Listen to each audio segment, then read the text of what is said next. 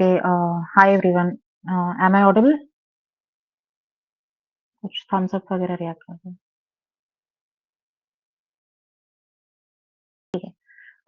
ठीक है, I guess join कर लिया है ऑलमोस्ट सबने एंड बाकी किसी को ज्वाइन करना हो तो कर लेंगे। So, hi, good evening everyone. This is the first class of Algorithms CP 101 and हमारा मेन एम जो है टाइम एंड स्पेस कॉम्प्लेक्सिटी रहेगा। Now time and space complexity first step है बुलवा कॉम्पिटिटिव दिया है। प्रोग्रामिंग में एंड उस फर्स्ट स्टेप के लिए हमें मतलब बेसिक कोड आना चाहिए लाइक लूप्स और इफ एल्स वगैरह कैसे काम कर रहे हैं। सो इन केस तुम्हें सी प्लस प्लस नहीं आती तो नो इश्यूज। जो भी हम कोड लिखा होगा वो पाइथन जावा या और किसी लैंग्वेज में भी सिमिलर ही होगा। फॉर लूप इफ एल्स वगैरह सब सेम ही रहते हैं। जस्ट लेकिन मैं बेसिक स्टिल कवर कर रहा हूँ सी प्लस प्लस के। नोट कि हम सारे सी प्लस प्लस के एस्पेक्ट कवर नहीं कर रहे, जस्ट वो बेसिक्स कवर कर रहे हैं जो कि यूज हो रहे हैं टाइम और स्पेस कॉम्प्लेक्सिटी में। सो अगर if you have not started with C plus plus and you want to learn how to use C plus plus and जो भी वो कंपाइलर कॉन्फ़िगर करना या आईडी कौन सा यूज करना है, तो वो सब के लिए तुम कोई भी ट्यूटोरियल या ब्लॉग देख सकते हो नेट पे। बहुत सारे रिसोर्सेज है उसके लिए available. So starting with C plus plus, first thing जैसे तुम ये कोड देख रहे हो, ये एक बेसिक स्ट्रक्चर है कोड का जो कि कॉम्पिटिटिव प्रोग्रामिंग में तुम काफी बार देखोगे कि तुमने एक मेन फंक्शन होगा एंड फिर एक सॉल्व फंक्शन हो गया, कुछ ये इंक्लूड वाली लाइन है एंड फिर कुछ इनपुट लिया तुमने, कुछ प्रोसेसिंग की। सो इसको ब्रेक डाउन करते हैं। लाइक फर्स्ट स्टेप है इंक्लूडिंग हेडर फाइल्स।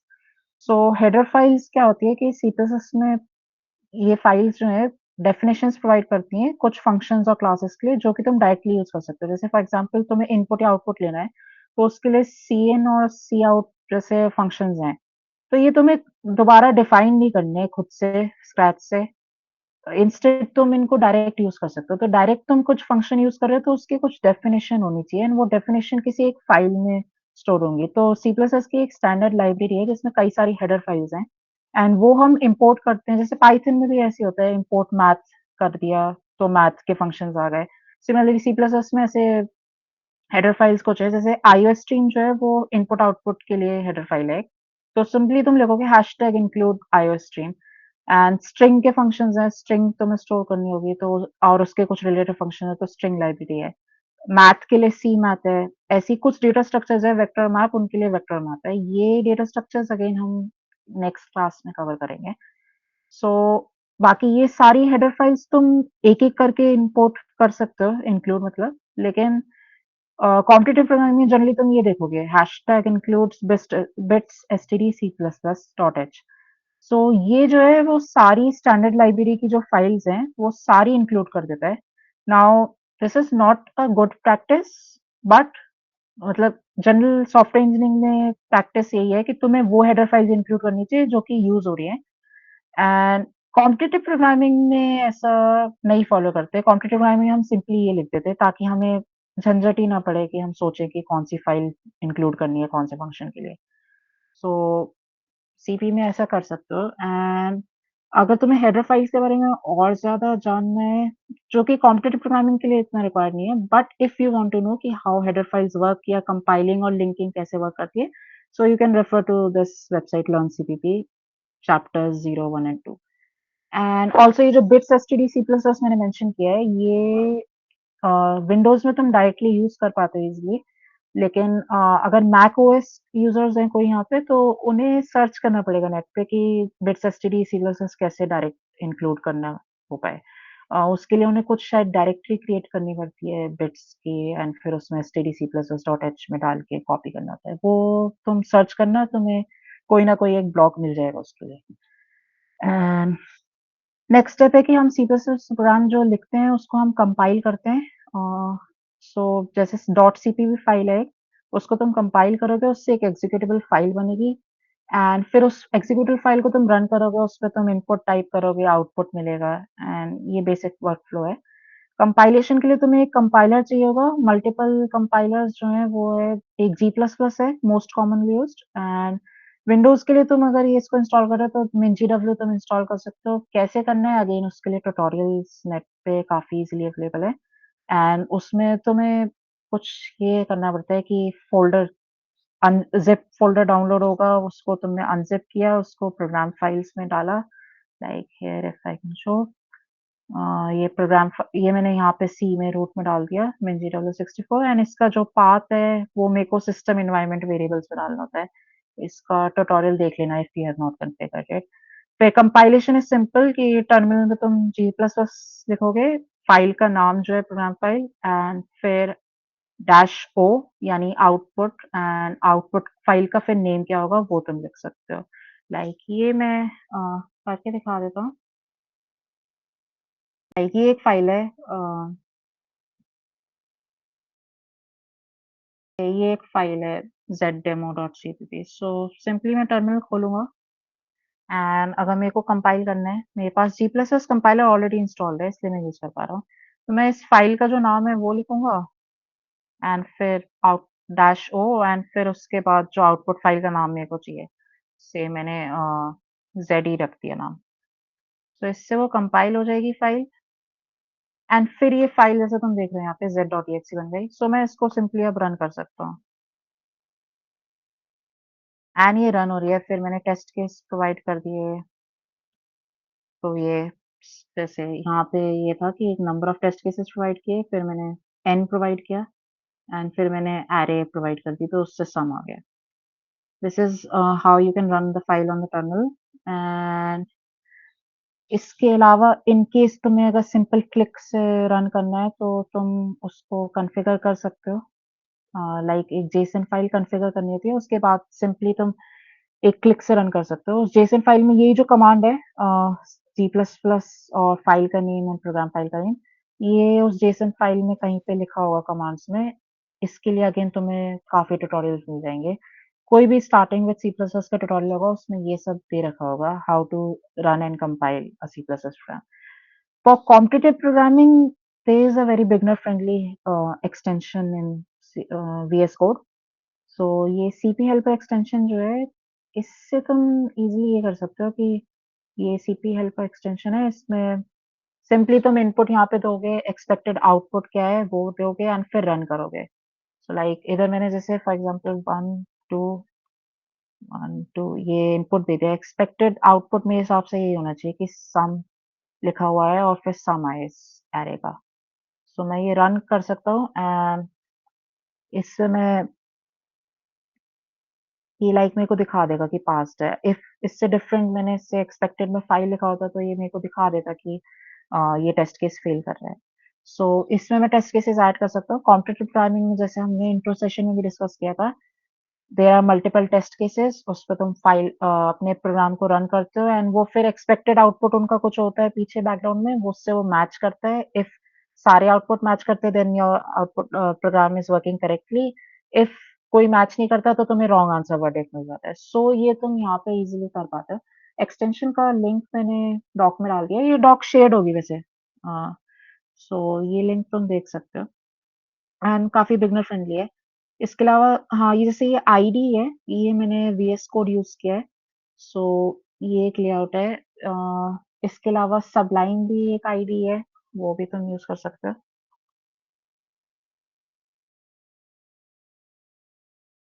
अगेन इसमें लाइक मैंने इनपुट और आउटपुट फाइल्स को ऐसे सेपरेट आउट कर रखा है। ये तुम वीएस कोड में भी सेटअप कर सकते हो। सो ये सेटअप्स अगेन तुम इजीली ट्यूटोरियल देख सकते हो। If you are not able to find the tutorial for it, I will provide the link in the group as well. Just ask. Then let's work कि क्या-क्या हमें basic चाहिए होता है कि इनपुट आउटपुट एक तो हैंडल करना है। सो इनपुट के लिए सीइन करके एक फंक्शन है। सिंपली तुम सीएन करोगे तो जैसे ये वेरिएबल्स मैंने डिक्लेयर किए एन ए बी सी, तो मैंने ये सीन करके अपना इनपुट ले लिया। सीएन डबल एंगल ब्रैकेट्स इस साइड वाले फिर एन एंड ये सारी वैल्यूज फिर एन जो भी मैं टाइप करूंगा इसी ऑर्डर में इन वेरिएबल्स में जाएगी। सिमिलरली मैं स्ट्रिंग डिक्लेयर की, मैंने स्ट्रिंग इनपुट लिया। इसमें एक चीज़ है कि स्ट्रिंग जब मैंने इनपुट लिया तो जैसे ही मैंने स्पेस टाइप किया तो ये इनपुट लेना यहाँ पे स्टॉप कर देगा। लाइक ये पूरी लाइन नहीं लेगा स्ट्रिंग, ये जैसे ही स्पेस आएगा तो अपना स्टॉप करेगा। इन केस तुम्हें लाइन इनपुट चाहिए पूरा तो तुम गेट लाइन करके एक फंक्शन है वो यूज कर सकते हो। You can refer the documentation in CPP reference site. And ये एरे है जैसे, तो एरे तुम डायरेक्ट ऐसे इनपुट नहीं ले सकते। एरे की एक एक वैल्यू को तुम इनपुट ले सकते हो। सो तुम as a C N R I एक फॉर लूप चलाओगे। For loop will discuss just in a moment. Then C out एक फंक्शन है। इससे तुम आउटपुट प्रिंट कर पाते हो। जो भी तुम सी आउट करोगे वो तुम्हारे टर्मिनल पे प्रिंट होगा। जैसे फॉर एग्जांपल यहाँ पे मैंने सी आउट सम ये करा है, तो सिंपली ये पहले ये प्रिंट करेगा जो सबसे लेफ्ट में है। फिर उसके बाद जो नेक्स्ट वैल्यू है, कोई भी वेरिएबल मैं लिखूंगा तो उस वेरिएबल की वैल्यू प्रिंट होगी। जैसे सम में था तो सम 3 प्रिंट हो गया, एज सम जो है वो इस एरे का सम आ रहा है। So that is it. Like if तुमने पाइथन वगैरह यूज किया है, तो इसके लिए जैसे पाइथन में इनपुट फंक्शन है एंड आउटपुट के लिए प्रिंट फंक्शन है, वैसी है। डेटा टाइप्स है, तुम वेरिएबल्स डिक्लेयर करोगे तो कुछ डेटा टाइप्स होती हैं जो कि तुम डिक्लेयर करनी थे। पाइथन में एज सच तुम डेटा टाइप नहीं मेंशन करते पहले से, लेकिन सी प्लस प्लस में तुम्हें डेटा टाइप मेंशन करनी पड़ती है कि इस वेरिएबल की क्या डेटा टाइप है। उसके अकॉर्डिंग वो वेरिएबल स्टोर होता है मेमोरी में कि वो कितनी बाइट लेगा। सो जैसे एक है फॉर स्ट्रिंग्स के लिए तुम्हारे पास स्ट्रिंग क्लास है सी प्लस प्लस में। नाउ इसके लिए ये भी होता है कि सी अगर तुमने करा हो तो सी में कैरेक्टर एरेज होती हैं। वो इतना प्रेफर्ड नहीं है यूज करना। इंस्टेड तुम डायरेक्ट स्ट्रिंग क्लास ही यूज करो, it's much more well defined. तो स्ट्रिंग क्लास जैसे तुमने की, सिंपल तुम स्ट्रिंग डबल कोट्स में दोगे, कोई भी स्ट्रिंग दे सकते हो। एंड अगर तुम डॉट लेंथ करोगे कॉल उस स्ट्रिंग पे तो तुम्हें उसकी लेंथ मिल जाएगी। जैसे यहाँ पे अगर हेलो वर्ल्ड की लेंथ देखें तो 5 + 5 + 1 11 लेंथ प्रिंट होगी।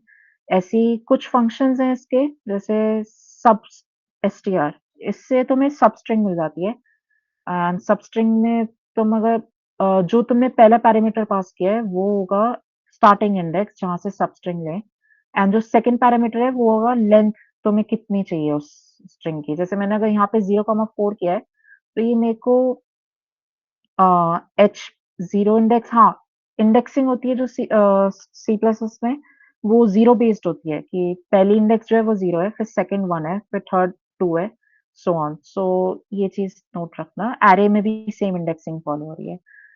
एंड इसमें मैंने जीरो पे शुरू किया एंड 4 लेटर्स लिए, तो HELL जो है वो एच में आ जाएगा।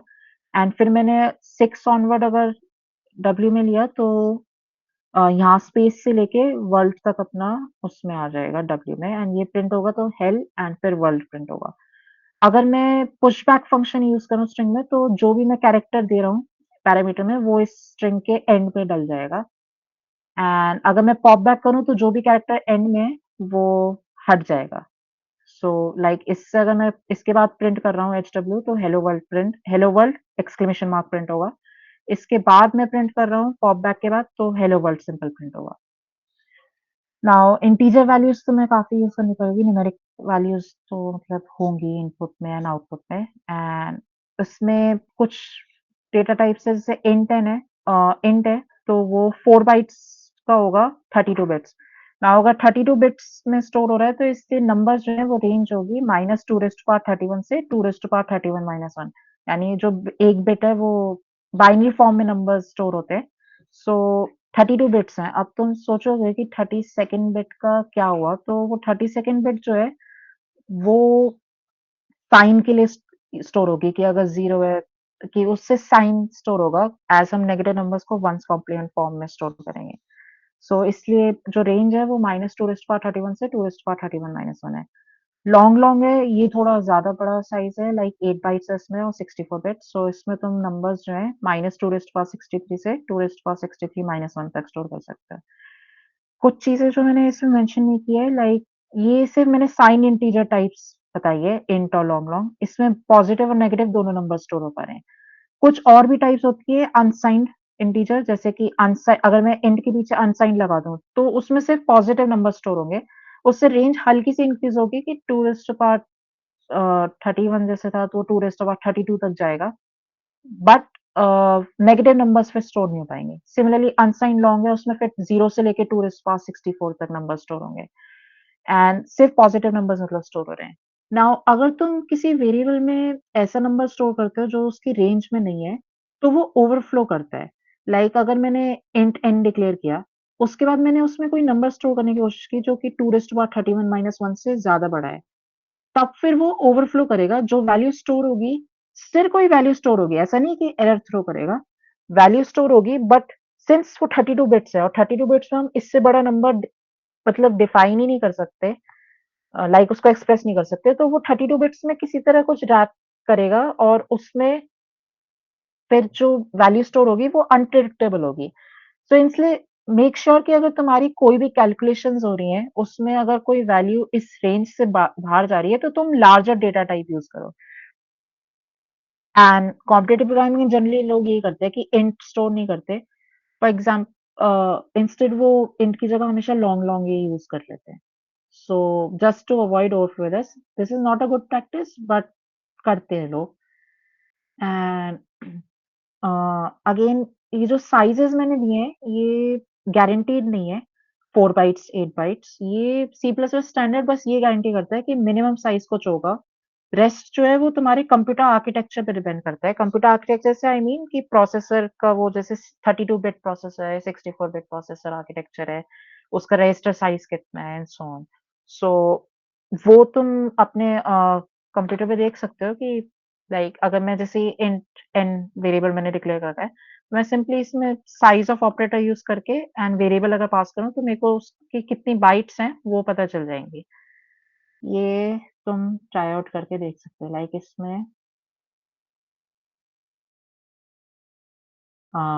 4 बाइट्स इंट की आ रही है। ये जनरल है वैसे, 4 बाइट्स इंट का एंड लॉन्ग लॉन्ग का 8 बाइट्स। एंड ऑल्सो हाँ, ये मैंने भूल गया था। आउटपुट में जैसे ये सी आउट है एंड कुछ भी मैंने डाला तो उसकी वैल्यू आ गई, कुछ भी मैंने स्ट्रिंग डाली तो स्ट्रिंग एज इट इज आ गई। एंड ये जो एंडल है ये न्यू लाइन कैरेक्टर है। सो ये मैंने मेंशन नहीं किया था। एंड इसमें जैसे मैंने कहा कि गारंटी नहीं है। इफ तुम्हें फिक्स्ड इंटीजर टाइप्स भी कुछ होते हैं, इंट 80 इंट 16t, ये फिक्स्ड है कि ये 8 बाइट ही होगा, ये 8 बिट होगा, 16 बिट होगा, 32 बिट होगा, 64 बिट होगा। ये तुम यूज कर सकते हो। वैसे जनरली मैं नहीं देखता यूज करते, बट यूज कर सकते हो। You can easily use them and ये फिक्स्ड होंगे, ये गारंटीड है कि इतने बिट्स का ही होगा।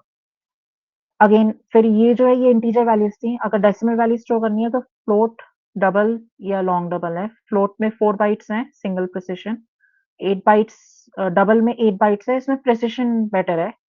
नाउ प्रिसिशन बेटर कैसे, वो थोड़ा सा एक्सप्लेन करना मुश्किल रहेगा।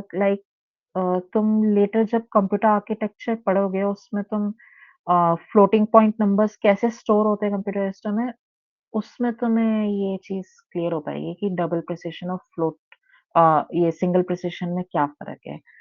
But in case you want to dive deep into it, you can refer this Learn CPP link on chapter 4, which dives into the data types. But still वो वही समझ आने में थोड़ा मुश्किल रहेगा। यू कैन सिंपली थिंक कि float जो है वो 4 बाइट्स है, तो उसपे कम बाइट्स है तो कम प्रिसिशन है, डबल में 8 बाइट्स है तो ज़्यादा प्रिसिशन होगा, क्योंकि हम ज़्यादा अच्छे से स्टोर कर पाएँगे। रेंज इसकी जो है वो बहुत ज़्यादा होती है क्योंकि हम वैल्यूज़ को एक्चुअली 2 की पावर्स में स्टोर करते हैं और वो अगेन एक्सप्लेन करना स्टिल मुश्किल रहेगा बिगिनर के लिए। अ, एक चीज़ हाँ, जो इम्पोर्टेंट है कि कॉम्पिटिटिव प्रोग्रामिंग में तुम अवॉइड करना जितना भी हो सके डेसिमल वैल्यूज़ को। फॉर एग्ज़ाम्पल तुम एक कैलकुलेशन कर रहे हो कि तुम्हारे पास ये 4 वेरिएबल्स हैं ए, बी, सी, डी एंड तुम ये एक कंडीशन चेक कर रहे हो कि ए बाय बी जो फ्रैक्शन है वो लेस देन सी बाय डी हो। अब अगर तुम इसमें इंट वैल्यूज़ यूज़ करो तो ये इंटीजर डिवाइड होगा एंड इंटीजर डिवाइड में फिर वो तुम फ्रैक्शनल वैल्यूज़ ऐसे कंपेयर नहीं कर पाओगे। तो तुम सोचोगे डेसिमल वैल्यूज़ में कन्वर्ट करके फिर तुम कंपेयर करो। सो ये ठीक है, लेकिन इसमें प्रिसिशन इश्यू हो सकता है। अगेन दैट इज़ बिकॉज़ ये वैल्यूज़ जो हैं ये प्रिसाइज़ नहीं होती जो डेसिमल वैल्यूज़ हैं। इसमें जितना तुम ज़्यादा ऑपरेशंस करोगे इन नंबर्स पे, उतना प्रिसिशन का लॉस होता रहेगा। जो भी जैसे किसी एक नंबर में 7th डेसिमल प्लेस पे मान लो कुछ एरर थी एंड दूसरे नंबर में भी 7th डेसिमल प्लेस पे एरर थी। जब ये तुम मल्टीप्लाई करोगे तो वो एरर प्रोपेगेट होके बड़ी होती जाएगी धीरे-धीरे। कुछ टाइम बाद वो एरर इतनी बड़ी हो जाएगी कि वो फर्स्ट डेसिमल प्लेस या सेकंड डेसिमल प्लेस पे ही अपना एरर्स मतलब डिफरेंट वैल्यूज़ आने लगे। ये चीज़ तुमने अपने जेईई में भी पढ़ रखी होगी एरर्स में, लाइक एरर्स तुमने देखा होगा वो जो फर्स्ट चैप्टर था फिज़िक्स में एरर्स का और मेज़रमेंट्स का। सो एरर्स मल्टीप्लाई होके प्रोपेगेट हो जाती है बढ़ती। तो यही है यहाँ पे प्रिसिशन मतलब प्रिसाइज वैल्यू स्टोर नहीं होती डेसिमल की कभी भी, तो इसलिए प्रिसिशन इशू आ सकता है कैलकुलेशन में। सो इस सिंपल एग्जांपल में जैसे हम देखें a by B less than c by D check करना था। अगर मैं इसको पेपर पे लिखूं तो मैं देख सकता हूँ कि इसको मैं जो नीचे डिनोमिनेटर में वैल्यू है उसको मैं दूसरी साइड पे लगा सकता हूँ क्रॉस मल्टीप्लाई। तो मैं सिंपली यही सेम कंडीशन को इस तरह से भी चेक कर सकता था a star c less than b star d। Simply मैंने मल्टीप्लिकेशन यूज किया इधर। सो इधर सिंस डिवीजन नहीं हुआ तो इसलिए मेरे को डेसिमल वैल्यूज रखने की जरूरत नहीं पड़ी, मैं इंट में रख सकता हूँ और ये प्रिसाइज होगा क्योंकि इंटीजर्स जो है वो प्रिसाइसली स्टोर्ड है। सो ये एक पॉइंट है जो तुम ट्राई करना कि जब भी तुम्हें अगर आंसर्स तुम्हें डेसिमल वैल्यू में नहीं चाहिए, कोई कैलकुलेशन एज सच करेक्टली नहीं चाहिए, तो तुम अवॉइड करो कि इंटरमीडिएट स्टेप में कहीं पे डेसिमल वैल्यूज को कंपेयर कर रहे हो and so on. And instead उसको अगर हल्का फुल्का सिंप्लीफिकेशन करो तो तुम बिना डिवाइड करे एंड डेसिमल वैल्यूज यूज करे इसको कर पाते हो। सो अगेन इफ तुम्हें कहीं पे यूज ही करनी पड़ी डेसिमल वैल्यूज लाइक कहीं पे आंसर ही आया, ओके रजत बोलो। हाँ भैया, जैसे जो आपने वो बोला कि हम हम्म फ्लोट अवॉइड करते हैं ताकि प्रिसिशन इश्यूज, तो जैसे वहां पे हमारे पास था ना कि अगर हम लॉन्ग लॉन्ग फ्लोट यूज करते हैं या लॉन्ग डबल यूज करते हैं तो वो दो वैल्यू हम्म तक प्रिसाइज है। तो जो हमारे नॉर्मल डेसिमल्स है जैसे 2/3 हो गया, 4/6 हो गया, या हाँ जैसे राइट 20/70 हो गया, तो हम्म यूजुअली ऐसी प्रॉब्लम्स होंगी। तो उसमें फिर इशू क्या है नॉर्मली फ्लोट करके कंपेयर करने में? राइट उसमें कोई इशू नहीं आएगा, इतनी छोटी वैल्यूज तुम जो सोच रहे हो उनमें कोई इशू नहीं आएगा। इनफैक्ट लाइक अगर ये simple A B C D दे रखे हैं, ये अगर बड़ी वैल्यूज में हो तो भी इतना इशू नहीं आएगा। बट जब तुम कोड अपना लिख रहे होगे मोस्ट प्रोबेबली तुम कहीं पे उसको प्रोसेस कर रहे होगे, तुम और भी ऑपरेशंस लगाओगे। जैसे फॉर एग्जांपल ये मैंने long double A B C D ये मैंने वैल्यूज है। फॉर एग्जांपल मैंने ये यूजर से इनपुट ले लिए। इसके बाद ये जरूरी नहीं है कि मैंने इनको ही डायरेक्ट कंपेयर किया हो वैल्यूज को। हो सकता है मैंने इन पे कुछ ऑपरेशंस लगाए हो कि जैसे मैंने a equal to B star C किया, फिर मैंने c equal to D plus A star C किया। बहुत सारे ऑपरेशंस मैं लगा सकता हूँ लाइक जब भी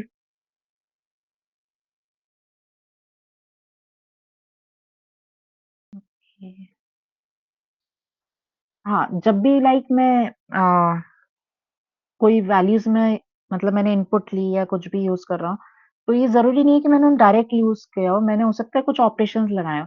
अब ये जैसे एक ऑपरेशन है बी और सी, तो बी में से एरर जो है बी जैसे तुमने कहा कि 20/70 है, तो 20/70 अपना वो आ रहा होगा इजली।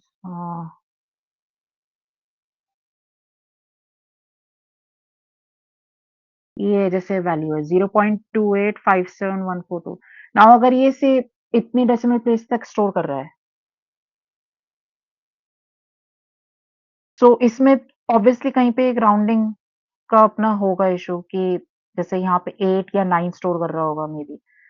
तो ये एक हल्की सी एरर है। अब ये एरर जो है 7th या 8 डेसिमल प्लेस पे है, इससे कोई इशू अभी नहीं आ रहा।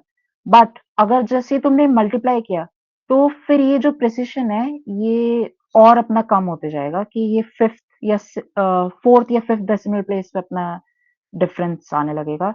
तुमने 4-5 बार और मल्टीप्लाई किया अगर तो काफ़ी ज़्यादा प्रिसिशन इश्यू आ सकता है। नाउ ये स्मॉलर वैल्यूज़ पे तुम्हें नहीं दिखेगा बट कॉम्पिटिटिव प्रोग्रामिंग में जनरली ये है कि लार्जर वैल्यूज़ होंगी लाइक 5 या 10 या 20 या 100, ये तो छोटी वैल्यूज़ है ना। वैल्यूज़ इस रेंज में होगी कि 10⁵ तक जा रही है, 10⁹ तक जा रही हैं। एंड उसमें काफ़ी अगर मैं डिवाइड करूँगा तो डेसिमल में काफ़ी डेसिमल प्लेसेस तक अपना वैल्यू जाएगी। तो उसमें इश्यू तब आ सकता है। ये लाइक क्लियर है? हाँ भैया। क्योंकि रीज़न ये है कि हम डेसिमल वैल्यूज़ जो हैं वो पूरी वैल्यू स्टोर नहीं कर पाते, हम एक part of that value store कर पाते हैं। एंड अगर मैं थोड़ा-सा जाऊँ डीप, तो डेसिमल वैल्यूज़ रफली इस तरह से स्टोर करते हैं कि जैसे मैंने कहा ये 4 बाइट्स में स्टोर हो रहा है एंड ये 32 बिट्स हैं। सो मैं 16 बिट्स जो है वो मैं नंबर्स को इस तरह से स्टोर करता हूँ, ये कोई नंबर है, उसको मैं 10 की फॉर्म में दिखा देता हूँ। 2.7857 जैसे ये एक नंबर है। सो मैं इसको इस तरह से स्टोर नहीं करूँगा कि मैंने डेसिमल के लेफ्ट की वैल्यू स्टोर कर ली, डेसिमल की राइट की वैल्यू स्टोर कर ली। इंस्टेड मैं इसको एक ऐसे फॉर्म में रिप्रेजेंट करूँगा, base into 10 raise to power exponent.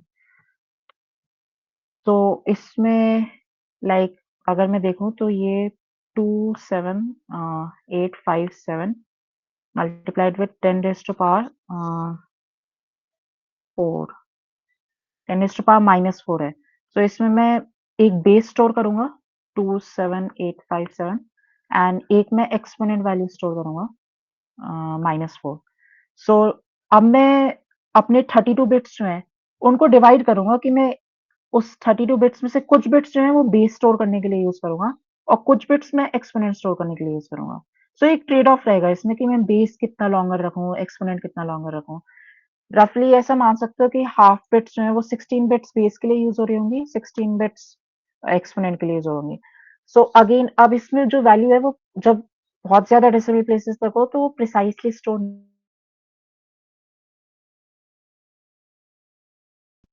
जो एरर्स हैं वो और प्रोपेगेट होती जाएंगी। आई थिंक अब क्लियर होगा ये चीज। एंड ये जैसे मैंने यहाँ पे 10 की पावर्स में दिखाया है, ऐसा नहीं होगा कंप्यूटर आर्किटेक्चर में। जब तुम देखोगे तो ये 2 की पावर्स में स्टोर होगा। ये जस्ट अ सेकेंड।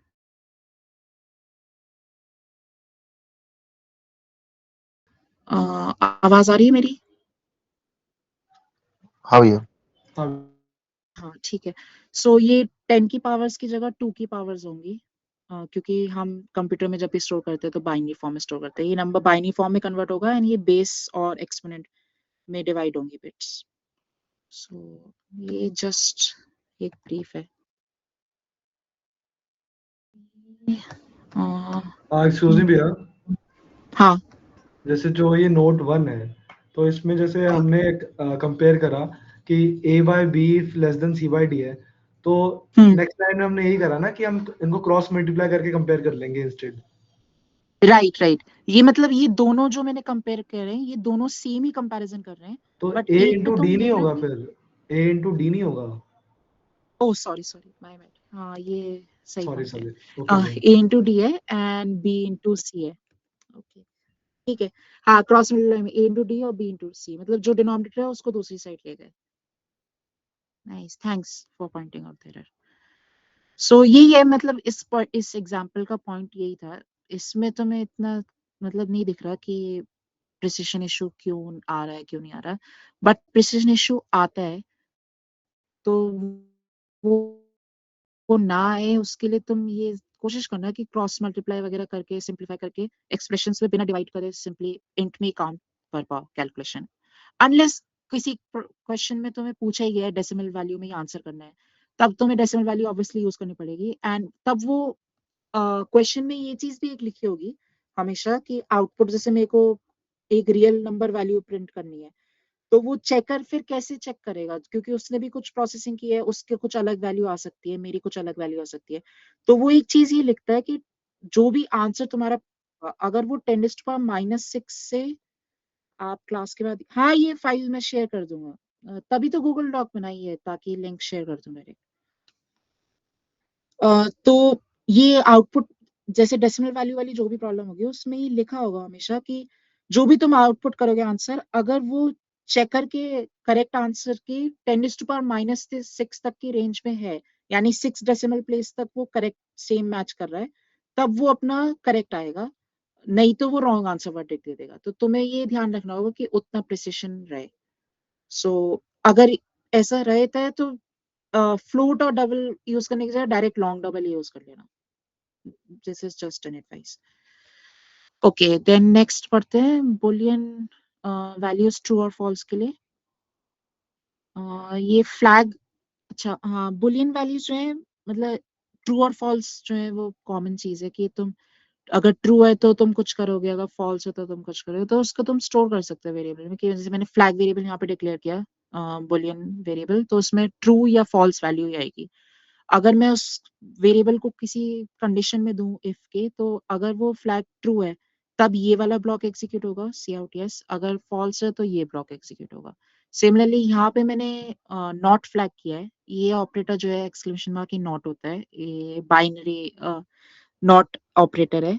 तो अगर तुम इसके आगे कोई वेरिएबल लिख रहे हो बुलियन या कोई भी एक्सप्रेशन है, उस एक्सप्रेशन का वैल्यूएशन जो है ट्रू या फॉल्स आ रहा है, तो अगर उसका ट्रू आया तो ये नॉट जो चेक कर उसको नेगेट कर देगा तो फॉल्स आ जाएगा, एंड अगर फॉल्स आया तो उसको ट्रू कर देगा। सो अगेन यहाँ पे सिंस फ्लैग फॉल्स है तो ये वाला ही अगेन एग्जीक्यूट होगा क्योंकि मैंने नॉट फ्लैग चेक किया है। नाउ डेटा टाइप्स में अगर तुम्हें ज्यादा डीप डाइव करना हो, मैंने इतना ज्यादा डिटेल में कवर नहीं किया है, इफ तुम्हें करना हो तो इस पे जाके देख सकते हो। लर्न सीपीपी,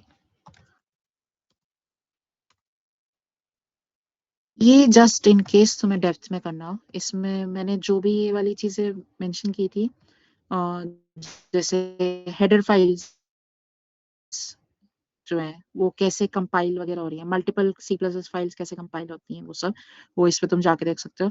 एंड ये फंडामेंटल डेटा टाइप्स जैसे हैं sign integer, unsign integers, why to avoid them, fixed width integers जैसे मैंने कहा इंट 8t 16t, वो सब। Scientific notation of floating point numbers, again ये वही जो मैं कह रहा था, बेस इनटू x 10 की पावर एक्सपोनेंट एंड इंस्टेड 2 की पावर से स्टोर होगा, एंड बुलियन वैल्यूज। सो ये सब तुम देख सकते हो यहाँ से, नहीं तो तुम कोई वीडियो भी देख सकते हो सी प्लस एस के जो इंट्रो वीडियोस है। देन हमें कंडीशन जब भी कोड लिख रहे हैं तो हमें कंडीशनल स्टेटमेंट्स काफी यूज करनी पड़ती है कि इफ एल्स वगैरह की कुछ कंडीशन चेक करेंगे उसके अकॉर्डिंग हम वर्क करेंगे, क्योंकि फाइनली प्रोग्रामिंग का मतलब ही है कि हम प्रोग्राम जो है वो कुछ कंडीशन चेक करके फिर कुछ काम करें। डायरेक्ट अगर स्ट्रेट फॉरवर्ड ही वो काम कर रहे हैं तो फिर फायदा क्या। तो लाइक इधर मैंने बहुत ही सिंपल एग्जांपल ले रखा है कि मैंने if a less than equal to b चेक कर लिया, फिर अगर b less than equal to c, ये नेस्टेड इफ एल्स हो गया। एंड अगर मैंने इफ कंडीशन ट्रू है तब फिर मैंने ये ब्लॉक एग्जीक्यूट किया, नहीं तो मैंने ये एग्जीक्यूट किया। अगेन इसके अंदर मैंने चेक किया कि अगर b less than equal to c है तो मैंने ये प्रिंट कर दिया, नहीं तो ये प्रिंट कर दिया, एंड सो ऑन। इसको मैं अगेन इस तरह से भी लिख सकता था कि if a less than greater than equal to b greater than equal to c, मैंने यहाँ पे जो मैंने ऑपरेटर यूज किया ये एंड है, बिट लॉजिकल एंड, कि जिसमें अगर ये दोनों कंडीशन ट्रू है तब ये वाला ब्लॉक एग्जीक्यूट होगा, अगर इनमें से कोई एक भी फॉल्स हुई तो ये एग्जीक्यूट नहीं होगा। ऐसे ही एक और ऑपरेटर होता है कि इनमें से कोई एक भी ट्रू हुआ तो ये एग्जीक्यूट होगा, एंड सो ऑन। तो ये तुमने अपने बुलियन अलजेब्रा में देख रहा होगा, लॉजिकल एंड ऑपरेशन, लॉजिकल और ऑपरेशन, लॉजिकल नॉर, एक्सऑर, ये सब। तो ये सी प्लस में भी सेम ही वही से वर्क कर रहे हैं। एंड ये एक इफ एल्स इफ लैडर है कि मैंने ये कंडीशन चेक की, अगर ये ट्रू हो गई तो मैं आगे के एल्स इफ वगैरह नहीं देखूंगा, अगर ये फॉल्स है तो मैं नेक्स्ट एल्स इफ देखूंगा जो कंडीशन है, फिर मैं नेक्स्ट एल्स इफ देखूंगा अगर ये भी फॉल्स आया तो सो। तो ये एक इफ एल्स इफ लैडर बन जाती है। लूप्स है, 3 टाइप के लूप्स हैं, फॉर, वाइल और डू वाइल। फॉर लूप में सिंटैक्स है कि मैं एक इनिशियल कंडीशन दूंगा, फिर मैं उसके बाद एक इनिशियल स्टेटमेंट दूंगा जो कि फॉर लूप में एंटर होते हुए सबसे पहले एग्जीक्यूट होगी। हाँ रजत बोलो। भैया थोड़ा पीछे करना एक बार, वो एक चीज पूछनी थी वहां पे कि हाँ हाँ जैसे बोलो। जो हमारा ये कोड लिखा हुआ है तो इसमें है if this statement then C out करके, ऐसे जो ही प्रिंट का होता होगा सी प्लस प्लस में, तो नीचे सिंटेक्स में हाँ कर्ली ब्रैकेट्स है पर यहाँ तो नहीं है कर्ली ब्रैकेट्स, तो ये ऐसे ऑप्शन है? ओके, हाँ ये अगर सिंगल लाइन की बॉडी है तो तुम डायरेक्ट ऐसे भी लिख सकते हो, अगर इसमें मल्टीपल लाइंस हैं तब फिर तुम्हें कर्ली ब्रेसेस नेसेसरी यूज करना, बाकी इन जनरल तुम कर्ली ब्रेसेस यूज करना ही हमेशा। जो सिंगल लाइन में भी करना ही चाहिए मतलब? करना बेटर ही है, लाइक हमेशा कर रहे हो तो कर ही लो, बाकी सिंगल तो लाइन में अवॉइड भी कर सकते हो। ठीक है ठीक है। जैसे वही है, a less than equal to b था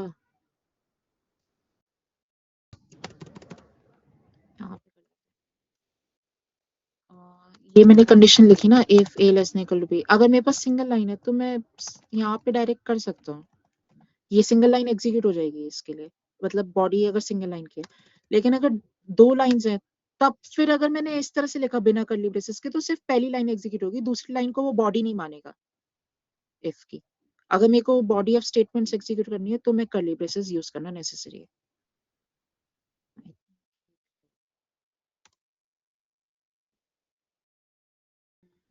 नेक्स्ट लूप्स हैं, इसमें फॉर लूप है। हमें लूप करना होता है, जैसे एक एरे अगर मैंने डिक्लेयर की, मल्टीपल वैल्यूज हैं कि n वैल्यूज हैं, तो मैं सारी वैल्यू खुद एक्सेस करने की जगह इंस्टेड लूप करूंगा कि ith वैल्यू देखूं। तो इसके लिए लूपिंग काफी नेसेसरी है। सो फॉर लूप है, जैसे इसका सिंटैक्स सिंपल है कि एक इनिशियल स्टेटमेंट होगी, जब तुम फॉर लूप सबसे पहली बार चलाओगे तब वो क्या एग्जीक्यूट करे, तो वो एक वेरिएबल डिक्लेयर कर रहा है यहाँ पे i इक्वल टू 0। देन एक कंडीशन स्टेटमेंट होगी जो वो हर बार बॉडी जब एग्जीक्यूट हो जाएगी उसके बाद वो चेक, बॉडी मतलब लूप में जंप करने से पहले वो चेक करेगा ये कंडीशन कि क्या ये कंडीशन ट्रू है। अगर ट्रू है तो वो बॉडी को एग्जीक्यूट करेगा, नहीं तो वो फॉर लूप से बाहर आ जाएगा। एंड फिर एक अपडेट स्टेटमेंट होगी कि जब वो बॉडी एक बार एग्जीक्यूट हुई, एक इटरेशन हुआ, उसके बाद वो ये अपडेट स्टेटमेंट चलाएगा और फिर उसके अकॉर्डिंग वो आगे फिर बढ़ेगा और फिर वापस कंडीशन चेक करेगा। तो जैसे यहाँ है वो i इक्वल टू 0 से शुरू किया उसने, उसने देखा 0 लेस देन n है तो उसने प्रिंट करा। फिर उसके बाद उसने i प्लस प्लस कर दिया, ये प्लस प्लस इंक्रीमेंट ऑपरेटर है, प्लस इक्वल टू 1 भी लिख सकता था मैं, या i equal to i plus 1 भी लिख सकता था।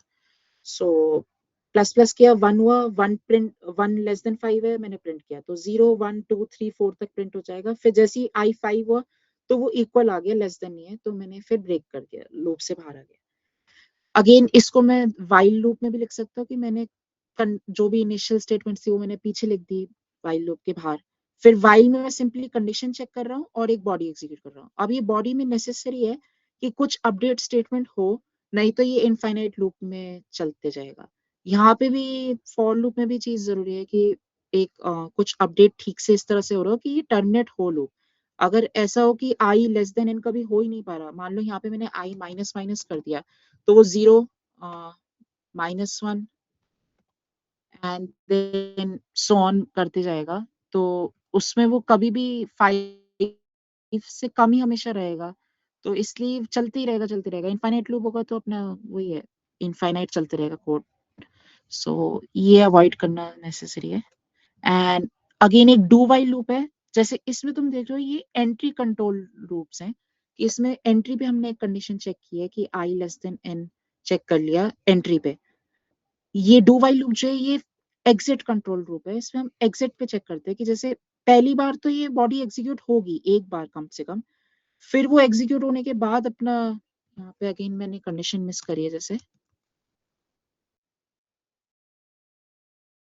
ये कंडीशन मैंने i प्लस प्लस किया, फिर मैंने 1 आया, तो अब मैं इस बॉडी एग्जीक्यूट होने के बाद ही ये चेक कर रहा हूँ एक बार। तो इसमें बस यही है, वाइल से इतना ही फर्क है कि एक बार तो एग्जीक्यूट हो गई। मोस्टली वैसे हम वाइल और फॉर लूप यूज करते हैं। फॉर लूप्स हम एरेज को ट्रैवर्स करने में काफी यूज करते हैं, और अगर कोई रेंज ऑफ वैल्यूज हमें पता है कि इस इतने नंबर ऑफ टाइम्स चलाना है तो मैं फॉर लूप ज्यादा यूज करूंगा।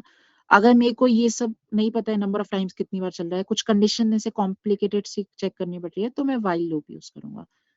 Again depends on the context कि क्या यूज कर रहे हो। देन एरेज हैं, जैसे मैंने अभी पहले भी मेंशन कर दिया कि हमें मल्टीपल वैल्यूज स्टोर करनी है, तो हम सब के लिए एक एक बार डिक्लेयर नहीं करेंगे वैल्यूज वेरिएबल्स। इंस्टेड हम एक एरे डिक्लेयर कर लेंगे n साइज की, ये नोटेशन है स्क्वायर ब्रैकेट n, एंड फिर उसको मैं एक बार इनपुट लूंगा, एंड फिर उसके बाद मेरे को अगर एक्सेस करना है तो सिंपली मेरे को एरे और स्क्वायर ब्रैकेट i, तो इससे मेरे को ith इंडेक्स का एलिमेंट मिल जाएगा। नाउ इंडेक्सिंग जो है वो 0 से n-1 होगी, कि फर्स्ट एलिमेंट जो है वो 0th इंडेक्स पे, सेकंड एलिमेंट फर्स्ट इंडेक्स पे, एंड सो ऑन। एंड ये एरेस जो है वैल्यूज को कंटिग्यूअस मेमोरी में स्टोर करती है। कंटिग्यूअस मेमोरी यही है कि एक कंटिग्यूअस एरिया में स्टोर होगा कि फर्स्ट एलिमेंट स्टोर है 4 बाइट का, उसके बाद उसके जस्ट बाद सेकंड एलिमेंट स्टोर होगा 4 बाइट में, उसके जस्ट बाद थर्ड एलिमेंट स्टोर होगा 4 बाइट में, एंड सो ऑन। आगे तुम कुछ डेटा स्ट्रक्चर्स देखोगे उनमें ऐसे कंटिन्यूअसली स्टोर नहीं होती मेमोरी, इंस्टेड उनमें पॉइंटर्स होते हैं कि फर्स्ट 4 बाइट है उससे एक पॉइंटर होगा कहीं और किसी 4 बाइट पे, एंड सो ऑन। तो ये तुम आगे के डेटा स्ट्रक्चर्स में देखोगे कि कंटिग्यूअस का यहाँ पे मतलब क्या मतलब था। एंड फिर एक फंक्शंस है कि कोड रीयूजेबिलिटी हमें जरूरी है कि सेम कोड में बार बार क्यों लिखो। जैसे अगर सम करने का कोड है फॉर एग्जांपल कि 2 नंबर सम करने हैं, तो मैंने एक बार डिफाइन कर दिया कि ये मैंने रिटर्न टाइप डिफाइन की, फिर मैंने पैरामीटर्स डिफाइन किए कि ये फंक्शन क्या ले रहा है, उस फंक्शन का नाम, फिर मैंने फंक्शन के अंदर ये निकाला कि a प्लस बी आंसर होगा और उसको रिटर्न कर दिया। कुछ फंक्शंस होते हैं जिनमें रिटर्न नहीं होता, जैसे फॉर एग्जांपल यहाँ पे void solve फंक्शन है। void अगर मैंने लिखा है तो मतलब कोई वैल्यू रिटर्न नहीं करेगा वो फंक्शन। अगर वो रिटर्न कर रहा है तो मेरे को उसकी रिटर्न टाइप मेंशन करनी पड़ेगी void की जगह। तो इसमें अगर मैं कॉल कभी भी कर सकता हूँ कि सम में मैंने कुछ वैल्यूज पास कर दी 3,5, तो इससे मेरे को सम 3,5 ये रिटर्न करेगा। ये रिटर्न करेगा, अब इसको मैं कहीं पे स्टोर कर सकता हूँ कि int x equal to some करा, तो मैंने इसमें x वेरिएबल में वैल्यू स्टोर हो जाएगी। तो इस तरह से मैं कई बार फिर इस फंक्शन को यूज कर सकता हूँ यूज। तो यहाँ पे तो इतना इसका यूज नहीं दिख रहा आगे, लेकिन काफी जगह पे यूज आएगा फंक्शंस का। नाउ मेन फंक्शन, ये जैसे इस कोड में दिख रहा था स्टार्ट वाले में, जो मेन फंक्शन है वो एंट्री पॉइंट है मेन, कि जब तुम प्रोग्राम एग्जीक्यूट करते हो सी प्लस एस का, तो वो सबसे पहले मेन फंक्शन ढूंढता है और मेन फंक्शन को एग्जीक्यूट करना शुरू करता है। तो एक मेन फंक्शन हमेशा डिक्लेयर होना चाहिए with return type int, and void भी हो सकता है, एंड फिर वो उसको एग्जीक्यूट करेगा। इसके अंदर हो सकता है तुम कॉल और फंक्शन कॉल करो, वो फंक्शन एग्जीक्यूट हो। तो सिंपली वो एग्जीक्यूशन ऐसे चलेगा कि उसने ये, अब इस कोड को हम रीड कर पाते हैं आराम से, कि हमने पहले हेडर फाइल्स इंक्लूड किए हैं सारी। ये यूजिंग नेम स्पेस एसटीडी है कि फंक्शंस जो है कुछ नेम स्पेस में डिफाइन होते हैं, कि जैसे जो सी इन और सी आउट है, ये नॉन, अगर मैं ये वाली लाइन हटा दूं using name space STD, then मेरे को इनको लिखने के लिए ऐसे लिखना पड़ेगा एसटीडी सी इन, क्योंकि ये एसटीडी नेम स्पेस में डिक्लेयर है। सो ऐसी एसटीडी सी आउट, अगर मेरे को ये नहीं लिखना तो मैंने यूजिंग नेम स्पेस एसटीडी लिख दिया। देन मेरे पास मेन फंक्शन से स्टार्ट करते हैं कोड एग्जीक्यूशन। तो मैंने इंट वेरिएबल एक टी डिक्लेयर किया, वो टी मैंने इनपुट लिया, फिर मैंने टी टाइम्स ये लूप जो है टी टाइम चलेगा, सिंस ये जैसे ही 0 होगा तो ये फिर रन नहीं करेगा। तो सॉल्व फंक्शन ये टी टाइम्स कॉल करेगा, एंड फिर सॉल्व फंक्शन के अंदर मैं ये कर रहा हूँ कि मैंने एन इनपुट लिया, फिर मैंने एक एरे ली एन साइज की, उसका इनपुट लिया, फिर मैंने एक सम वेरिएबल डिक्लेयर किया, मैंने सम प्लस इक्वल ai किया, यानी मैंने एरे की सारी वैल्यूज को सम अप कर लिया क्योंकि मैंने n तक लूप चलाया, एंड फिर मैंने उस सम को प्रिंट कर दिया। सो वही है कि एक बार सॉल्व कॉल करेगा, फंक्शन एग्जीक्यूशन इस पे जाएगा, ये सब कॉल होगा, जैसे ही ये रिटर्न करेगा वो यहाँ पे आएगा, फिर ये लूप की बॉडी वापस चलेगी, टी माइनस माइनस होगा, चेक करेगा कंडीशन चल रही है कि नहीं, and so on. So and ये जो स्ट्रक्चर तुम देख रहे हो, ये मैंने एक कॉमन स्ट्रक्चर रेफर किया है कॉम्पिटिटिव प्रोग्रामिंग में, जो मतलब मोस्टली तुम देख रहे होगे कि कोई भी प्रॉब्लम तुम उठाते हो कोड प्रोसेस पे, कि से कल का एक कॉन्टेस्ट देख लेते हैं, बहुत लैग करती है साइट।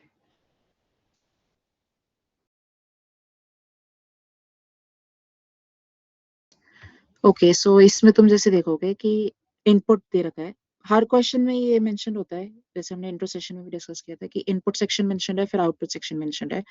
इनपुट सेक्शन में ये दे रखा है कि इनपुट कैसे ले रहे हैं, number of test cases. So पहली लाइन में number of test cases T लिए, फिर हर टेस्ट केस में एक इंटीजर एन लिया और फिर वो एरे ली। सो यही मैंने फॉलो किया है इधर, कि मैंने टेस्ट केसेस लिए मेन फंक्शन में, एंड एक फिर सॉल्व फंक्शन है जो कि मेरा एक टेस्ट केस को सॉल्व करेगा। सो इससे बस एक क्लैरिटी रहती है कि मेरे को टेस्ट केसेस लेने का बार बार मैं लिखता नहीं, ये कोड में एज इट इज रहने देता हूँ, सॉल्व फंक्शन के अंदर मैं चेंजेस करता हूँ अकॉर्डिंग टू डिफरेंट क्वेश्चन। तो इसमें मैंने एन इनपुट लिया, एरे इनपुट ली, उसके बाद फिर जो भी काम करना है वो करा, एंड फिर जो भी आउटपुट है वो आउटपुट कर दिया। सो ये स्ट्रक्चर इसलिए मैंने लिख दिया है। एंड नाउ हम क्लास के मेन पॉइंट पे बढ़ते हैं, टाइम एंड स्पेस कॉम्प्लेक्सिटी। काफी टाइम हमने सी प्लस एस में ले लिया। सो टाइम एंड स्पेस कॉम्प्लेक्सिटी क्या होता है पहले वो डिस्कस करते हैं, इसको अभी के लिए इग्नोर करो फॉर्मल नोटेशन को। टाइम कॉम्प्लेक्सिटी जो है वो एक्चुअल रनिंग टाइम नहीं होता, इंस्टेड हम ये काउंट करते हैं कि कितने नंबर ऑफ टाइम्स कोई स्टेटमेंट एग्जीक्यूट हो रही है। नाउ इसका एक एग्जांपल लेते हैं, जैसे ये एक स्टेटमेंट है a equal to b star c। So ये एक बार एग्जीक्यूट होती है स्टेटमेंट। सो इसकी जो टाइम कॉम्प्लेक्सिटी है हम उसको कहेंगे कि ऑर्डर 1 है, ठीक है। एंड सिमिलरली ये स्टेटमेंट है, ये भी एक बार एग्जीक्यूटेड है, ये ऑर्डर 1 स्टेटमेंट ही है। नाउ आगे ये देखते हैं, जैसे ये लूप है, इसमें तुम देख रहे हो कि एक इनपुट दे रखा है, n जो है वो इनपुट है, एंड ये जो लूप है ये n टाइम्स चल रहा है। सो इस पूरे लूप की जो टाइम कॉम्प्लेक्सिटी है वो ऑर्डर n है, क्योंकि ये जो बॉडी है लूप की वो ऑर्डर n टाइम्स चल रही है। तो हम इसको ऐसे बिग ओ नोटेशन में ऐसे लिख देते हैं कि ये ऑर्डर n टाइम कॉम्प्लेक्सिटी है। सो इसका डायरेक्ट रनिंग टाइम कैलकुलेट नहीं कर रहे हम ये बस देख रहे हैं कि count number of elementary operations that are being used, कितने टाइम वो एग्जीक्यूट हो रहे हैं। तो अब इसमें हम एग्जैक्ट नंबर ऑफ ऑपरेशंस हमें नहीं चाहिए काउंट, हमें बस एक वर्स्ट केस एस्टिमेट चाहिए होता है विद रिस्पेक्ट टू जो भी साइज ऑफ इनपुट है। साइज ऑफ इनपुट से आई मीन कि जैसे यहाँ पे मैंने n लिया है साइज ऑफ एरे, तो मैं n के रिस्पेक्ट में निकालूंगा कि कितने नंबर ऑफ ऑपरेशंस हो रहे हैं। एंड हो सकता है n और m दो वैल्यूज दे रखी हो, तो मैं n और m के रिस्पेक्ट में निकालूंगा। जो भी मैं इनपुट ले रहा हूँ यूजर से उसके रिस्पेक्ट में निकालूंगा कि कितने नंबर ऑफ ऑपरेशंस रफली वर्स्ट केस में लगने वाले हैं। ये हमारा मेन एस्पेक्ट है टाइम कॉम्प्लेक्सिटी का, क्योंकि हमें वर्स्ट केस का ही अपना बस कैलकुलेट करना है, ताकि मेन आइडिया इज कि हर क्वेश्चन में एक टाइम लिमिट दे रखी होती है कि 1 सेकेंड में कोड चलना चाहिए। अगर उसमें हमारी टाइम कॉम्प्लेक्सिटी इतनी ज्यादा जाए कि वो 1 सेकेंड के बाहर चलने लगे वर्स्ट केस में, तब फिर वो code time limit exceeded error दे देगा। सो हमारा मेन एस्पेक्ट टाइम कॉम्प्लेक्सिटी में ये है कि हमें टाइम कॉम्प्लेक्सिटी कम से कम रखनी है ताकि वो कोड उस टाइम लिमिट में चल पाए। नाउ जो हम नंबर ऑफ ऑपरेशंस निकाल रहे हैं रफ एस्टिमेट, उससे रनिंग टाइम डायरेक्टली नहीं मिल रहा, बट रनिंग टाइम उसके प्रोपोर्शनल ही होता है। एंड उसकी प्रोपोर्शनैलिटी अभी हम कुछ टाइम में देखेंगे। सो ये जैसे ऑर्डर 1 जो है, इससे आई मीन कि कांस्टेंट टाइम है। फॉर इसके एग्जांपल्स है कि मैंने कोई एरे की इंडेक्स एक्सेस की, या मैंने कोई बेसिक अरिथमेटिक ऑपरेशन किया, जैसे a equal to b star c था, या ये एक सिंगल स्टेटमेंट अगर मैं देखूं सम प्लस इक्वल ai, तो इसमें मैंने एक एरे इंडेक्स की है और उसके बाद प्लस किया है। तो ये लाइक दो ऑपरेशन हुए कि मैंने एक array index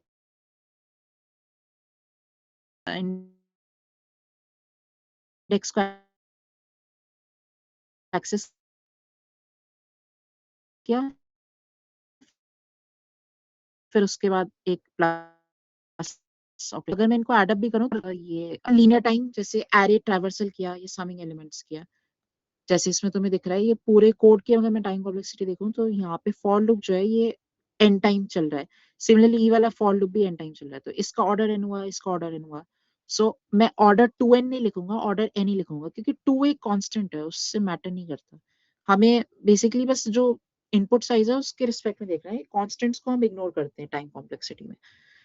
similarly N log N तुम सॉर्ट में देखोगे, जो भी मर्ज सॉर्ट अगर तुमने पढ़ा है या क्विक सॉर्ट पढ़ा है, तो इसमें एन लॉग एन कॉम्प्लेक्सिटी होती है। देन एन स्क्वायर, अभी मैं कोड एग्जांपल जब रेफर करूंगा तो उसमें आएगा। इस तरह से एन फैक्टोरियल की फैक्टोरियल तो तुम्हें पता ही होगा। तो अगर तुम जैसे परम्यूटेशंस जनरेट कर रहे हो कई सारे, तो परम्यूटेशंस एन फैक्टोरियल हो सकते हैं। तो अगर तुम सारे परम्यूटेशंस जनरेट करने लग जाओ तो फिर वो कोड की कॉम्प्लेक्सिटी पक्का एन फैक्टोरियल जाएगी। अगर तुम सबसेट जनरेट कर रहे हो तो 2 की पावर n सबसेट्स होते हैं। ये तुमने पावर सेट के कितने नंबर ऑफ एलिमेंट्स होते हैं वो पढ़ा ही होगा जेई के टाइम पे। तो अगेन उसमें 2 की पावर n चले जाएगा अगर तुम सारे सबसेट जनरेट कर रहे हो। सो ये कुछ टाइम कॉम्प्लेक्सिटी है। इसका फॉर्मल नोटेशन ये होती है कि हम बिगो, जैसे मैं मेंशन कर रहा हूँ, वो हम जनरली वही लिखते हैं कि बिगो नोटेशन में हमने वर्स्ट केस टाइम कॉम्प्लेक्सिटी बता दी। फॉर्मली ये मैथ्स में ऐसे डिफाइंड है, थीटा, ओ और ओमेगा, एंड इनकी ये कुछ डेफिनेशंस हैं, ये तुम मन हो तो देख लेना, वैसे रिक्वायर्ड नहीं है। इन केस तुम्हारे कोर्स में होगा डेटा स्ट्रक्चर्स या एल्गोरिथम्स इस नेक्स्ट सेम या नेक्स्ट से नेक्स्ट सेम, सो उसमें ये सब आएगा। बुक से ही रेफर्ड है ये, चैप्टर 3 CLRS, ये कॉमन बुक है। एंड कॉम्पिटिटिव प्रोग्राम में तुम्हें जनरली बस फर्स्ट केस टाइम कॉम्प्लेक्सिटी निकालना है, उसका टाइटेस्ट बाउंड की। और अगर जैसे n का लूप चल रहा है, मैं इसको ऑर्डर n स्क्वायर भी बोल सकता हूँ कि n स्क्वायर से कम ही टाइम लग रहा है, वर्स्ट केस में n स्क्वायर जा सकता है, लेकिन हमें पता है कि वर्स्ट केस में ये n स्क्वायर नहीं जा रहा, तो हम सबसे टाइटेस्ट बाउंड निकालेंगे। Do this time complexity measure in second? नहीं, this is not measured in second। यही मैं कह रहा हूँ कि हम एक्चुअल टाइम नहीं कैलकुलेट कर रहे, हम सिर्फ number of elementary operations count कर रहे हैं। एक एलिमेंट्री ऑपरेशन कोई स्पेसिफिक 1 सेकंड ले रहा है, ये ऐसा कुछ नहीं है। But since number of elementary operations जितने हो रहे हैं उतना ही टाइम वो टेक करेगा, एंड वो रफली मैं एस्टिमेट दे दूंगा अभी कि वो क्या एस्टिमेट रहता है। सो अभी जस्ट 2 मिनट में मैं उस पॉइंट पे आ रहा हूँ। सो ये जैसे लूप है, इसको ये ऑर्डर एन है, इसको मैं ऑर्डर एन स्क्वायर भी लिख सकता था कि वर्स्ट केस में ये एन स्क्वायर से कम ही है ना, तो ऑर्डर एन स्क्वायर भी लिख सकता हूँ। बट मेरा एम ये रहेगा कि मैं टाइटेस्ट बाउंड निकालूं कि ये कम, इससे कम रहेगा, और इससे मतलब एक टाइटर अपर बाउंड में चाहूंगा लेना। तो इधर जैसे ऑर्डर एन है सबसे टाइटेस्ट अपर बाउंड की, एन तो ये चल ही रहा है। नाउ इसमें हाँ, ये वाली चीज जैसे पहले हम डिस्कस कर लेते हैं कि ये हम निकाल क्यों रहे हैं।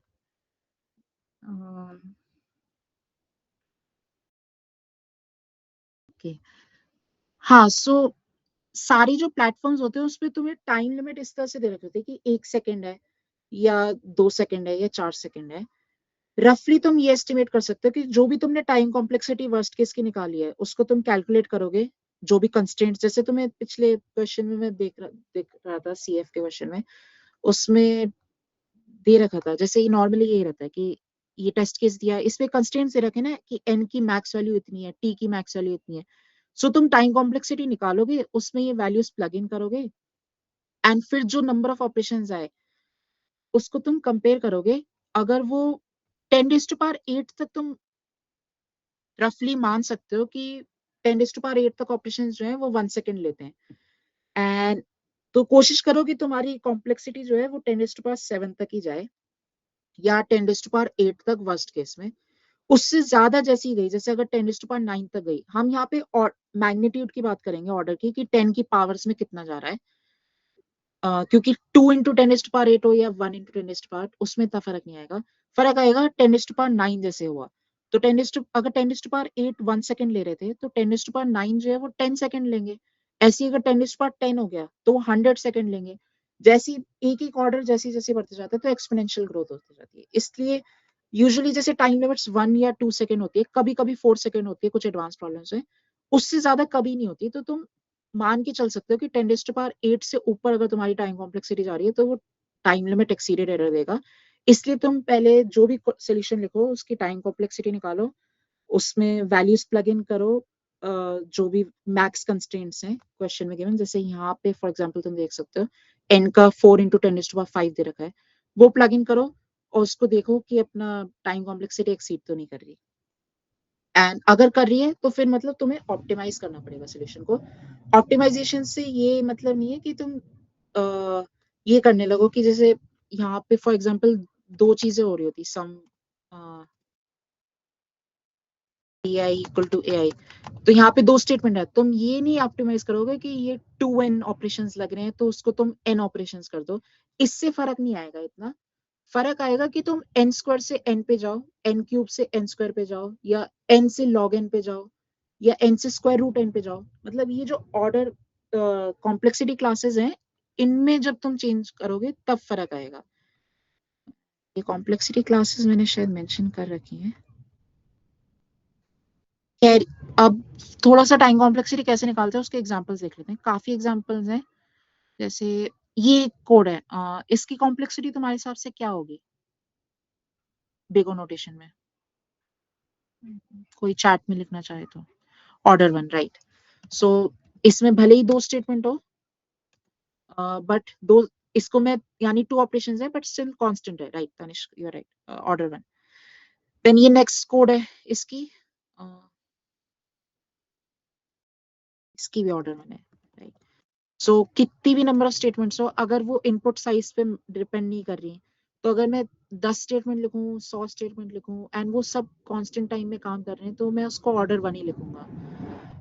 नाउ ये वाले कोड की देखो, स्ट्रिंग a b c है, मैंने a equal to b plus C किया है, इसकी कितनी कॉम्प्लेक्सिटी है तुम्हारे हिसाब से? Order 1, okay. और कोई?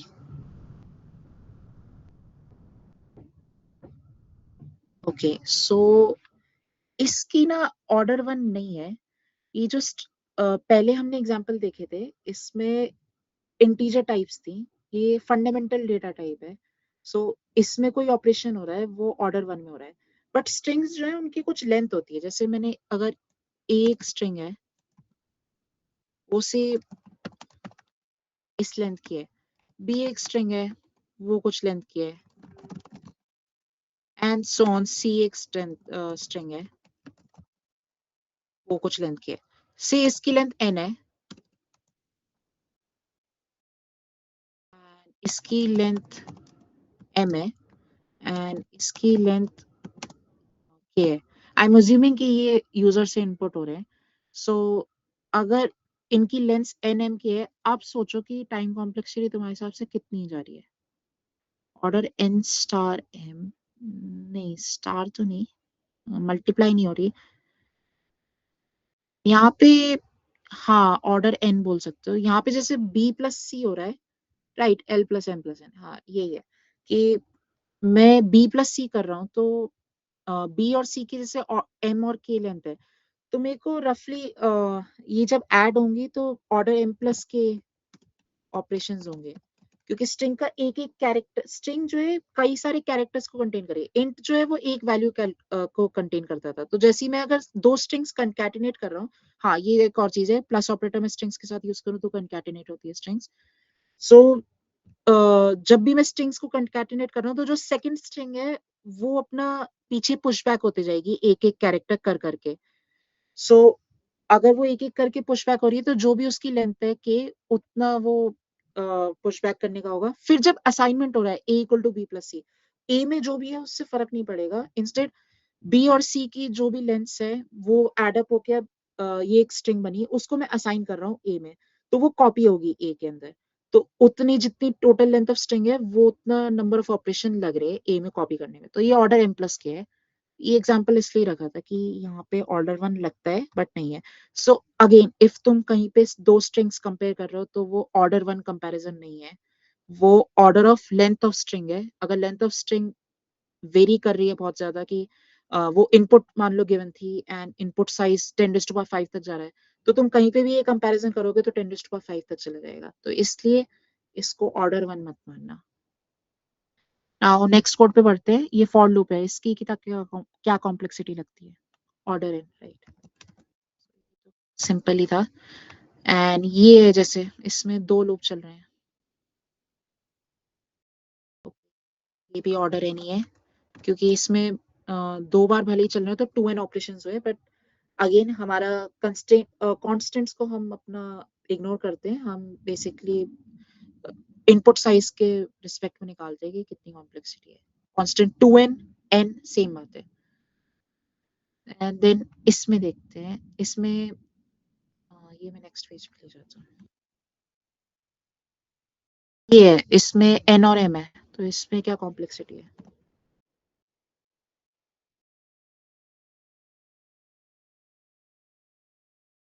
सो इसमें time complexity order n plus m है, कि सिंस इनपुट में दो वेरिएबल्स थे n और m, तो n स्टार m नहीं, n प्लस m है, लाइक एक ऑपरेशन n ऑपरेशंस ये हुए, फिर m ऑपरेशंस ये हुए, तो पहले n हुए फिर m हुए, तो ये एड अप हो रहे हैं, मल्टीप्लाई नहीं हो रहे। मल्टीप्लाई होंगे जब वो नेस्टेड लूप जैसे यहाँ पे चल रहा है, से यहाँ पे तुम देख रहे हो, यहाँ पे हाँ n स्क्वायर है, राइट से।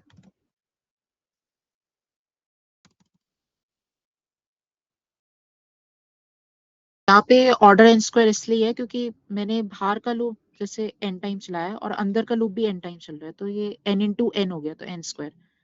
नाउ यही एक चीज है जो तुम हो सकता है ऑप्टिमाइज करने की कोशिश रखोगे, कि ऑर्डर n स्क्वायर तुम्हारा कोई कोड चल रहा हो, तो n अगर 10⁵ तक है तो n स्क्वायर 10⁻10 तक चला गया, एंड जैसे मैंने कहा था 10⁸8 ऑपरेशंस तक तो 1 सेकंड में चलते हैं, 10⁻10 जो है वो 100 सेकंड हो जाएंगे, तो तुम्हारा टाइम लिमिट एक्सीड होगा। तो तुम कोशिश करोगे तुम्हारा जो भी ऑर्डर n स्क्वायर अगर तुमने सोल्यूशन लिखा है उसको ऑप्टिमाइज करो ऑर्डर n में, या फिर बिल्कुल नए तरीके से सोचो। टाइम कॉम्प्लेक्सिटी निकालने का मेन मकसद यही है। एंड इधर देखते हैं जैसे 10 के एक्सपोनेंट में जाती है, या मोस्टली वो ये कंस्ट्रेंट जो है वो 10 की पावर्स में ही दे रखे होंगे, जैसे कोड फोर्सेस पे या लीड कोड पे या किसी भी, क्योंकि 10 के ऑर्डर्स पे मेन डिफरेंस आ रहा है वैल्यूज में। तो कुछ इस तरह से दे रखे होते हैं मोस्टली कि जैसे एरे का साइज है n, तो वो दे रखा होगा कि 2 इंटू 10⁵ तक है, या 4 इंटू 10⁵ तक है, या 5 इंटू 10⁵ तक है, या 2 इंटू 10⁶ तक है। ऐसा कुछ होता है तो तुम ऑर्डर n सोल्यूशन चला सकते हो, ऑर्डर n स्क्वायर नहीं चला सकते, क्योंकि n स्क्वायर में 10⁻12 तक चले जाएगा। एंड अगर n जो है वो 4000, 2000, 5000 ये दे रखे हैं, तो तुम n स्क्वायर भी चला सकते हो, क्योंकि 5000 इंटू 5000 जो है वो तुम 10 की पावर्स में निकालो तो 2.5 इंटू 10⁶ हो गया। 10 की पावर्स में निकाल के बस ये है, सिंपली लिख पाते हो एक साइंटिफिक नोटेशन टाइप से में। एंड फिर तुम उसके साथ कंपेयर कर सकते हो सिंपली 10⁻7 या 10⁻8 से मैग्नीट्यूड वाइज, कि 10 की पावर में क्या मैग्नीट्यूड कम या इक्वल है। ओके, इसमें इसमें ऑर्डर n स्क्वायर ही है, राइट, क्योंकि इसमें फर्स्ट लूप जैसे चल रहा है वो ऑर्डर n का है, तो मैं स्टार्ट कर सकता हूँ ऐसे कि n प्लस n स्क्वायर लिखूं, बट सिंस n जो है वो n स्क्वायर से काफी कम है मैग्नीट्यूड में, ये ऐसे डायरेक्टली नहीं दिख रहा। जैसे n इक्वल टू 1 है तो उसमें 1 और 1 तो इक्वली आ रहे हैं, n स्क्वायर अगर n अगर 2 है तो 4 और 2 इतने पास पास ही हैं। लेकिन जैसे ही तुम n को बड़ा कर दोगे, हमारा मेन मकसद ये है कि जब वर्स्ट केस सिनेरियो देखें तो जितनी ज्यादा वैल्यू बड़ी होती जाएगी उसमें फिर काफी डिफरेंस आएगा n और n स्क्वायर में, क्योंकि फंक्शन जो n है वो एक लीनियर फंक्शन है, n स्क्वायर एक क्वाड्रेटिक फंक्शन है। क्वाड्रेटिक फंक्शन जो है वो काफी तेज ग्रो करेगा in comparison to linear function. Similarly cubic function quadratic function से और ज्यादा तेज ग्रो करेगा लार्जर वैल्यूज पे। हमारा मेन लार्जर वैल्यूज पे है। हम बेसिकली एसिम्प्टोटिक नोटेशन निकाल रहे हैं कि वर्स्ट केस में लार्जर वैल्यूज जब प्लग इन करेंगे तो कितना रफ एस्टिमेट आएगा वर्स्ट केस का। सो इधर मैं फिर इसको ऑर्डर n स्क्वायर इसलिए लिख दूंगा, n को मैं इग्नोर कर सकता हूँ। एंड इधर जैसे है ये कितना चल रहा है, ये भी ऑर्डर n स्क्वायर है, बट ये है कि इसको इसमें जैसे तुम देखोगे अंदर वाला लूप जो है वो i टाइम्स चल रहा है, तो i जो है वो पहले 1 है, फिर हाँ ये n इंटू n प्लस 1/2 हो गया, कि ये जैसे मैं अंदर की कैलकुलेशन देखूँ तो पहली इटरेशन में 1 इटरेशन हो रही है अंदर वाले लूप की, फिर नेक्स्ट में 2 हो रही है, फिर नेक्स्ट में 3 हो रही है, सो ऑन टिल n, जब i इक्वल टू n है तो n इटरेशंस हो रही है। इसको मैं अगर देखूं तो ये वो है sum of first and natural numbers, तो ये n इंटू n प्लस 1/2 है as stated in the comments. And इसको अगर मैं टाइम कॉम्प्लेक्सिटी में लिखूं तो n इंटू n प्लस 1/2 जो है ये अगेन एक क्वाड्रेटिक फंक्शन है, तो इसको मैं सिंपली n स्क्वायर ही लिख सकता हूँ, क्योंकि वो ये हमारा मेन एस्पेक्ट ये है कि हम वर्स्ट केस कॉम्प्लेक्सिटी निकाल रहे हैं, उसमें हम n स्क्वायर प्लस n/2 है, तो बाई 2 जो है वो कांस्टेंट है, उसको हम इग्नोर कर सकते हैं। n स्क्वायर प्लस n है, अगेन उसमें n को इग्नोर कर सकते हैं, क्योंकि n स्क्वायर मेन फैक्टर है जिससे कि टाइम कॉम्प्लेक्सिटी बढ़ रही है। नाउ ये एक एरे का क्वेश्चन है, जैसे इसमें 3 डायमेंशनल एरे है, कि फर्स्ट डायमेंशन n है, सेकंड डायमेंशन m है, थर्ड डायमेंशन k है। मैंने एक लूप चलाया ऐसे कि मैंने सारे एलिमेंट्स देखे हैं हर इंडेक्स पे n m k, तो इस पे कॉम्प्लेक्सिटी क्या है।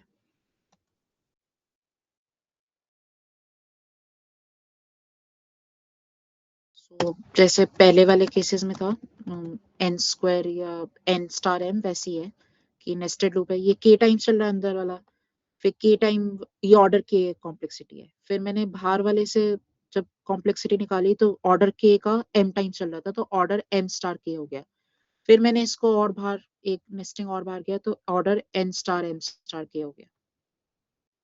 नेक्स्ट ये क्वेश्चन है, जैसे इसमें इसमें अगेन तुम देखोगे कि ये पूरा पूरा नहीं चल रहा, y equal to 1 y less than equal to x तक चल रहा है, जो कि यहाँ पे x है, फिर z जो है वो y तक चल रहा है, तो इसमें भी अगेन तुम यही सेम वाला लॉजिक यूज करोगे, तो तुम्हें यही दिखेगा कि ये भी order n star m star q k आ जाएगा। ये कोड बेसिकली तुम्हारा ट्राइंगुलर मैट्रिक्स को बस रेफर कर रहा है, लोअर ट्राइंगल या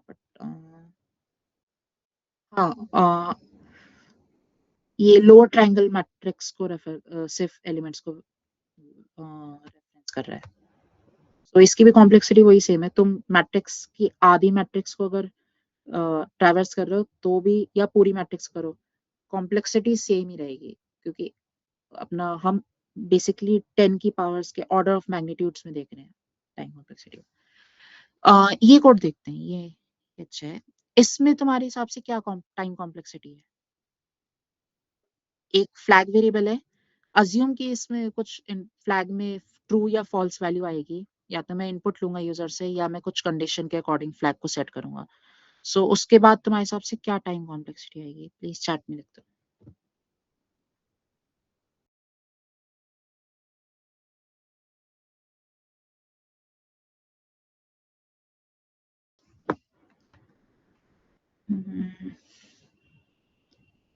ओके, सिंस किस O N star M, right, N star M है।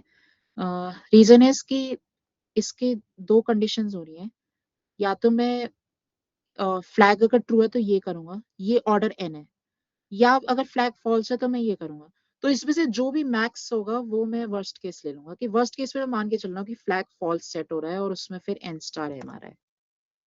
हो सकता है ऐसा वर्स्ट केस कभी आ ही ना रहा हो क्वेश्चन में, तो ये तुम्हें क्वेश्चन में देखना पड़ेगा कि वर्स्ट केस क्या कभी हो सकता है फ्लैग हमेशा ही ट्रू आ रहा हो, तब फिर ये एल्स ब्लॉक ही वैसे भी रिडंडेंट हो गया। लेकिन अगर ये एल्स ब्लॉक रिडंडेंट नहीं है और ये फ्लैग कभी ट्रू हो रहा है कभी फॉल्स हो रहा है, तो तुम अज्यूम करो कि ये वर्स्ट केस में हमेशा फॉल्स ही आ रहा है, और जिससे ज्यादा कॉम्प्लेक्सिटी है तुम वर्स्ट केस एस्टिमेट ही निकालोगे, तो एन स्टार एम। यही सेम क्वेश्चन है इधर, इधर देखो। इसमें तुम्हारे हिसाब से क्या होगा?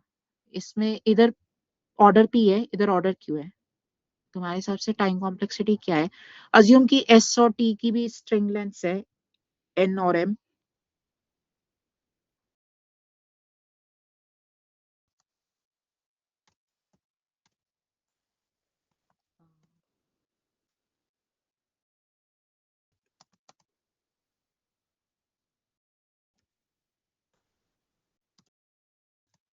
से ये एस और टी जो है ये भी यूजर से लिए गए हैं, इनकी भी स्ट्रिंग लेंथ है एन और एम। अब बताओ टाइम कॉम्प्लेक्सिटी क्या होगी?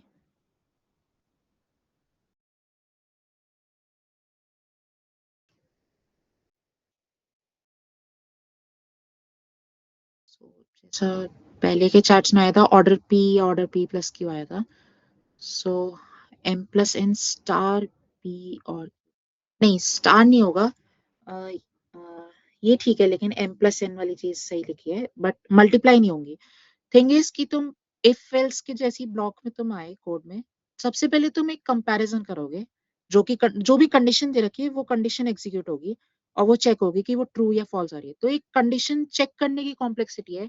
नॉर्मली हम देख रहे थे कि कंडीशन ऑर्डर वन में चेक हो रही थी, इधर कंडीशन जो है एस, हम दो स्ट्रिंग्स को कंपेयर कर रहे हैं, दो स्ट्रिंग्स की लेंथ अगर एन और एम है, और ये भी यूजर से गिवन थी और इनपुट साइज पे, तो हम इनको max of N comma M या एन प्लस एम लिख सकते हैं। ये हो गई फर्स्ट केस कि हमने कंडीशन को चेक किया। उसके बाद हम किसी एक ब्रांच में अपना जाएंगे, या तो ट्रू हुआ तो फर्स्ट ब्रांच पे, या फॉल्स हुआ तो सेकंड ब्रांच में। सो इसमें अगेन या तो ऑर्डर पी होगा या ऑर्डर क्यू होगा। अब मैं इसको या तो वर्स्ट केस ले लूं कि मैक्स पी कॉमा क्यू, इधर भी अगेन मैं मैक्स एन कॉमा एन ले सकता हूँ, या मैं अगर ये ऑलमोस्ट सिमिलर ही रेंज में है और या ना भी हो तो भी मैं इसको वो भी लिख सकता था, N plus M plus P plus Q, रफली सेम ही आंसर आएगा। अगर पी बहुत कम हुआ क्यू से तो ये नेग्लिजिबल इफेक्ट आएगा इससे, और अगर सेम हुआ तो टू इंटू क्यू जैसा हो जाएगा कुछ, उसमें टू इग्नोर करो या ना करो फर्क नहीं पड़ता। सो इस तरह से लिख सकते हो। तो लाइक फर्स्ट तुम कंडीशन चेक करने की भी कॉम्प्लेक्सिटी है।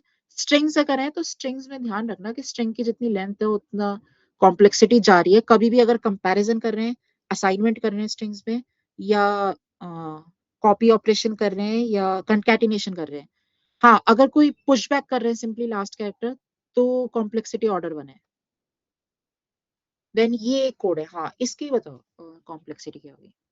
ये कुछ केसेस हैं, ये केसेस कवर हो जाते हैं, उसके बाद फिर वैसे क्लास में ज्यादा कंटेंट और है नहीं। Square root N, okay nice. Square root N जिसने बोला है वो सही है। n/2 लग सकता है, मतलब इसमें तुम ये देखो i की वैल्यूज कहाँ तक जा रही है। जैसे i = 1 चला, फिर 2 चला, फिर सो ऑन अप टू कि i* almost equal to n ही आ जाए या less than equal to n आए। तो जो इसकी सबसे लार्जेस्ट वैल्यू होगी वो होगा i रफली स्क्वायर रूट n तक।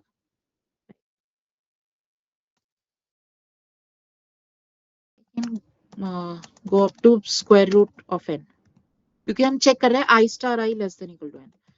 सो ये लूप इसलिए order square root of n होगा। टाइम कॉम्प्लेक्सिटी इसकी बताओ। इसमें इसमें हाँ, ये अपडेट तुम नॉर्मली i++ देख रहे हो, अब तुम देख रहे हो कि i मल्टीप्लाई हो रहा है 2 से हर बार। इसकी कॉम्प्लेक्सिटी क्या है तुम्हारे हिसाब से।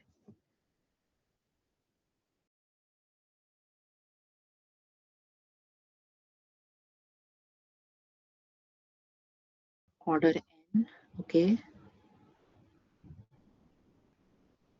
ओके। सो log n, हाँ राइट, log n बेस 2 जिसने कहा है वो सही है।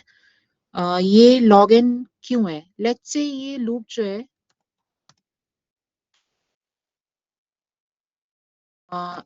k टाइम्स चल रहा है।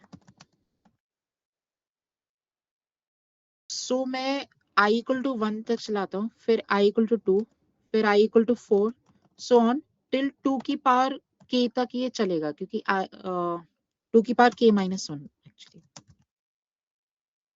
सो अगर ऐसे चल रहा है तो 2 की पावर k-1 जो है वो less than equal to n आना चाहिए।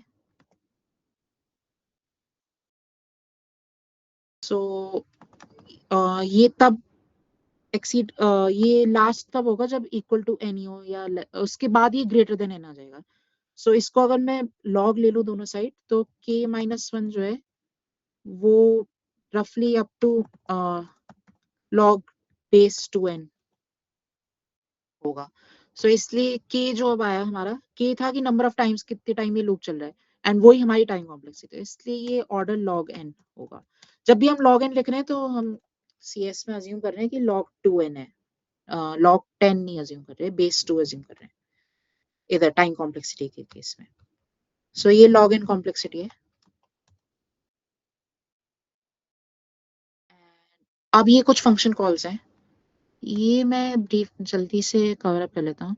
ये एक फंक्शन है f2 से, मैंने f2 की कॉम्प्लेक्सिटी निकाली। तो f2 में मैंने एक फॉर लूप चलाया n टाइम्स, मैंने n times function f1 call किया। अब मैं f1 में जाके देखूंगा उसकी क्या टाइम कॉम्प्लेक्सिटी है। f1 तुम देख रहे हो एक सिंगल स्टेटमेंट है, सो ये f1 जो है वो ऑर्डर 1 है, एंड f2 की complexity then order n into जितनी टाइम कॉम्प्लेक्सिटी f1 की है वो ऑर्डर 1 है, सो n इंटू 1 तो n ही हो गया। सो ये f2 की टाइम कॉम्प्लेक्सिटी ऑर्डर n है। नेक्स्ट इसमें तुम देखोगे, इसमें f1 की कॉम्प्लेक्सिटी भी जो है वो ऑर्डर i है, और मैंने यहाँ पे n टाइम चलाया और उसमें i दिया। तो ये अगेन वही सिमिलर ऑलमोस्ट चीज है जो कि हम उसमें कर रहे थे दो नेस्टेड लूप्स के साथ, कि i = 1 से n चलाया, j less than equal to i चलाया, ये वाली चीज। ये बट हमने यहाँ पे फंक्शन की तरह लिख दिया। तो अगेन तुम इसमें बस फंक्शन, सिंपल चीज है कि फंक्शन की वैल्यू कैलकुलेट करो। इस फंक्शन की टाइम कॉम्प्लेक्सिटी कितनी ऑर्डर है, इसमें फंक्शन एक कॉल हो रहा था, उस फंक्शन की कितनी कॉम्प्लेक्सिटी है, ये ऑर्डर आई है। तो आई ऑर्डर आई जो है वो सम अप हो रहा है ओवर आई = 0 to n। तो इसमें 1 + 2 + 3 सो ऑन टिल +n है, तो ये ऑर्डर n² है।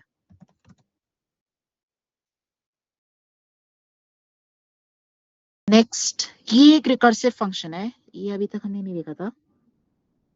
ये फंक्शन पता है किसी को, लाइक ये क्या कैलकुलेट कर रहे हैं।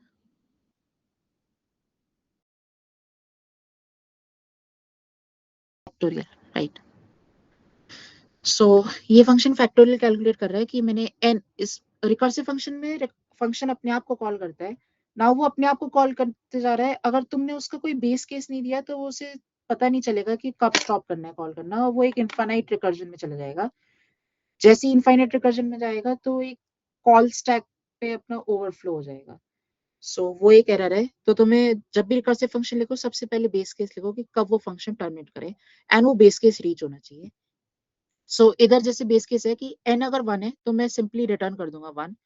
अगर वो 1 नहीं है यानी वो 1 से ग्रेटर है तो मैं n इंटू n माइनस 1 करूंगा। हाँ, अब इसमें यह है कि अगर n जो है वो लेस देन 0 है तो वो चेक भी करना चाहिए था, नहीं तो इसमें अगर मैंने नेगेटिव वैल्यू दी तो वो इनफाइनाइटली रिकर्स करते जाएगा। तो इसमें मैं लिख सकता हूँ n less than equal to 1 पे रिटर्न 1। नाउ ये वर्क करेगा कि बेस जब भी n 1 पे या उससे कम होगा तो ये 1 रिटर्न कर देगा, नहीं तो ये n into F n minus 1 होगा, तो ये फैक्टोरियल कैलकुलेट करेगा। सो इसकी टाइम कॉम्प्लेक्सिटी क्या है तुम्हारे अकॉर्डिंग? Order n, right.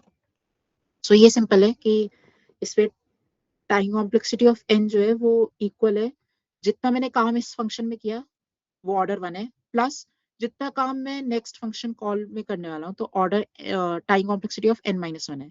अगर मैं इस एक्सप्रेशन, ये मैं एक्सप्रेशन लिख देता हूँ, मैंने अगर ये फंक्शन डिफाइन किया t ऑफ n जो है वो मेरे को टाइम कॉम्प्लेक्सिटी दे रहा है, अगर ये फंक्शन मैंने n के साथ दिया है तो वो जितना काम मैंने इस फंक्शन में किया है चेक वेक करने का ये ऑर्डर 1 है, तो ये ऑर्डर 1 हुआ, प्लस मैंने जितना एक फंक्शन कॉल जो की उसमें n माइनस 1 की फंक्शन कॉल की, तो इसको मैं अगर रिकर्सिवली पुट करते जाऊँ तो ये ऑर्डर 1 प्लस tn माइनस 1 है। tn माइनस 1 में मैंने वापस डेफिनेशन डाली, सो ऑन ऐसे मैं डालते जाऊं तो जैसे ही n इक्वल टू 1 आई तब ये tn जो है 1 दे देगा।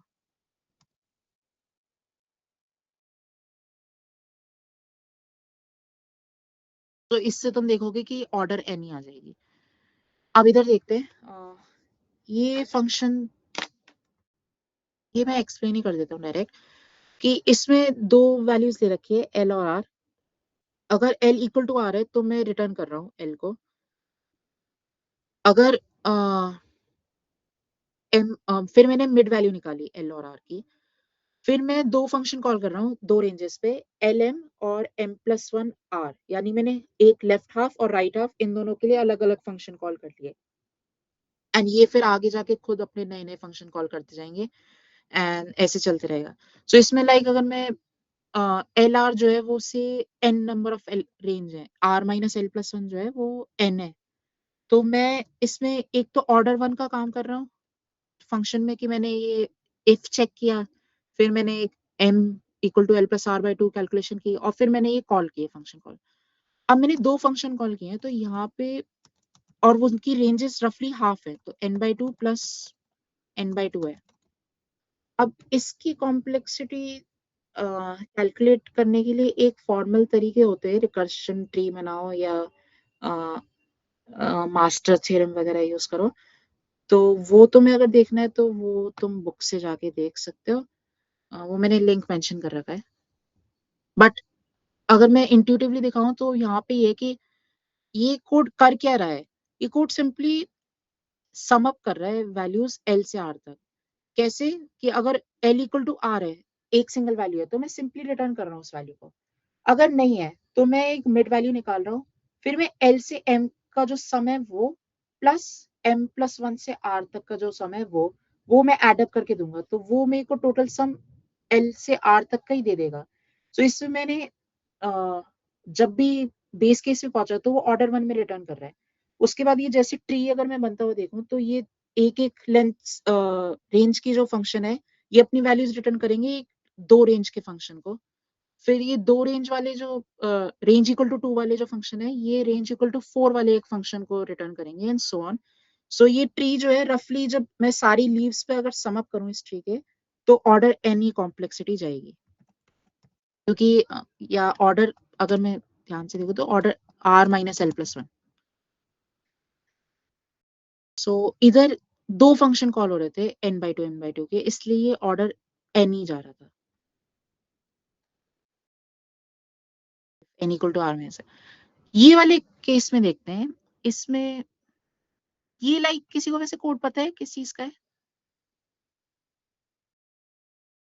एल आर लिए x एक वैल्यू ली, अगर मिड एलिमेंट x के इक्वल है तो मैंने रिटर्न, अगर लेस है तो ये रिटर्न कर दिया, एल्स ये रिटर्न कर दिया, बाइनरी सर्च, राइट। इसमें से एक चीज होनी चाहिए थी शायद।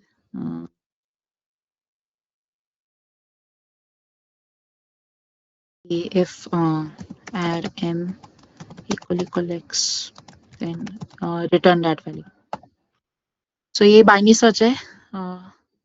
इसकी कॉम्प्लेक्सिटी मैं अब एक्सप्लेन कर सकता हूँ कि मैंने फिर से वही लिखा कि अगर n रेंज, ये फंक्शन जो है एक n साइज पे कैलकुलेट हो रहा है, r minus L plus one जो है वो n है। तो मैंने कुछ काम तो ऑर्डर वन में किए कि मैंने if चेक किया, m निकाला, ये if एक और चेक किया, फिर ये कॉल किया, तो ये ऑर्डर वन में है। बट इसमें तुम देखोगे कि इधर दो कॉल हो रही थी पिछले वाले फंक्शन में, tn/2 हमेशा।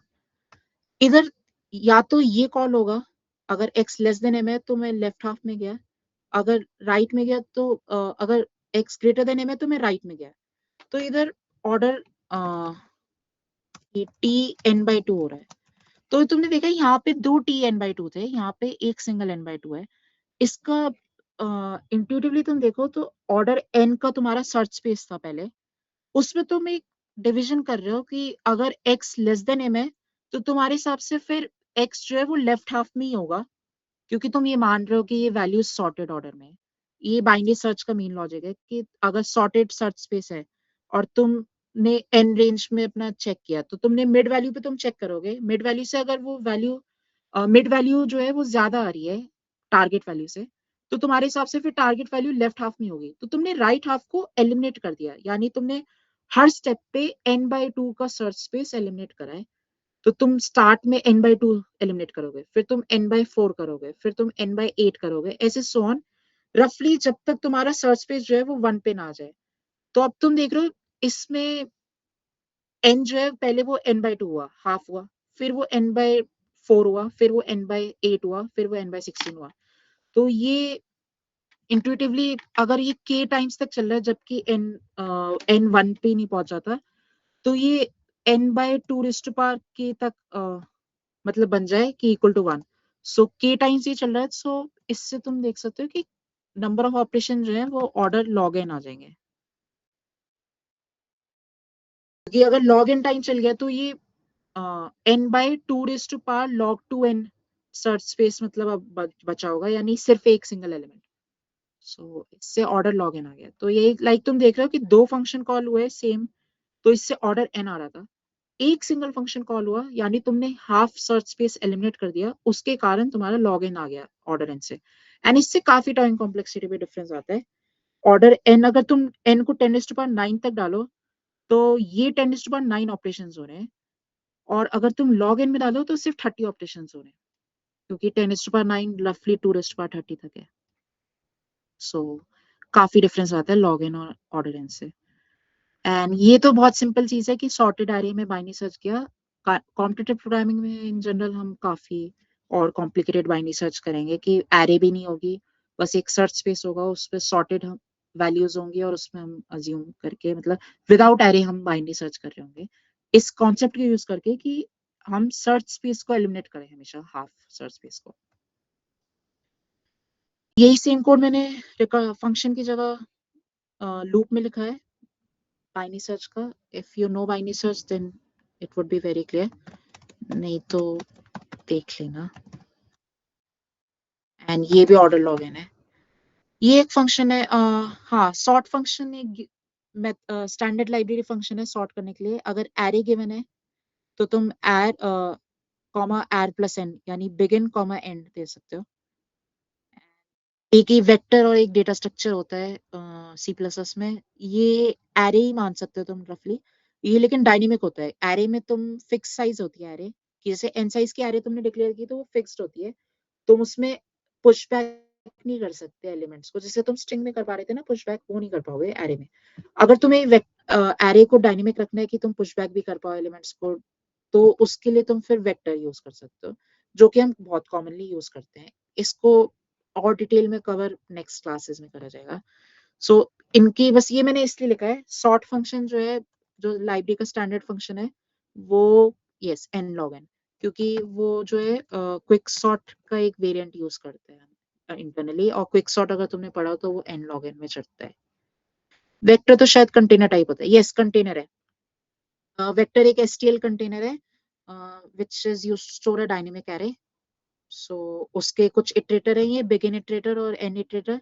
तुम इटरेटर से उसको ट्रैवर्स कर सकते हो, फॉर लूप से सिंपल ट्रैवर्स कर सकते हो।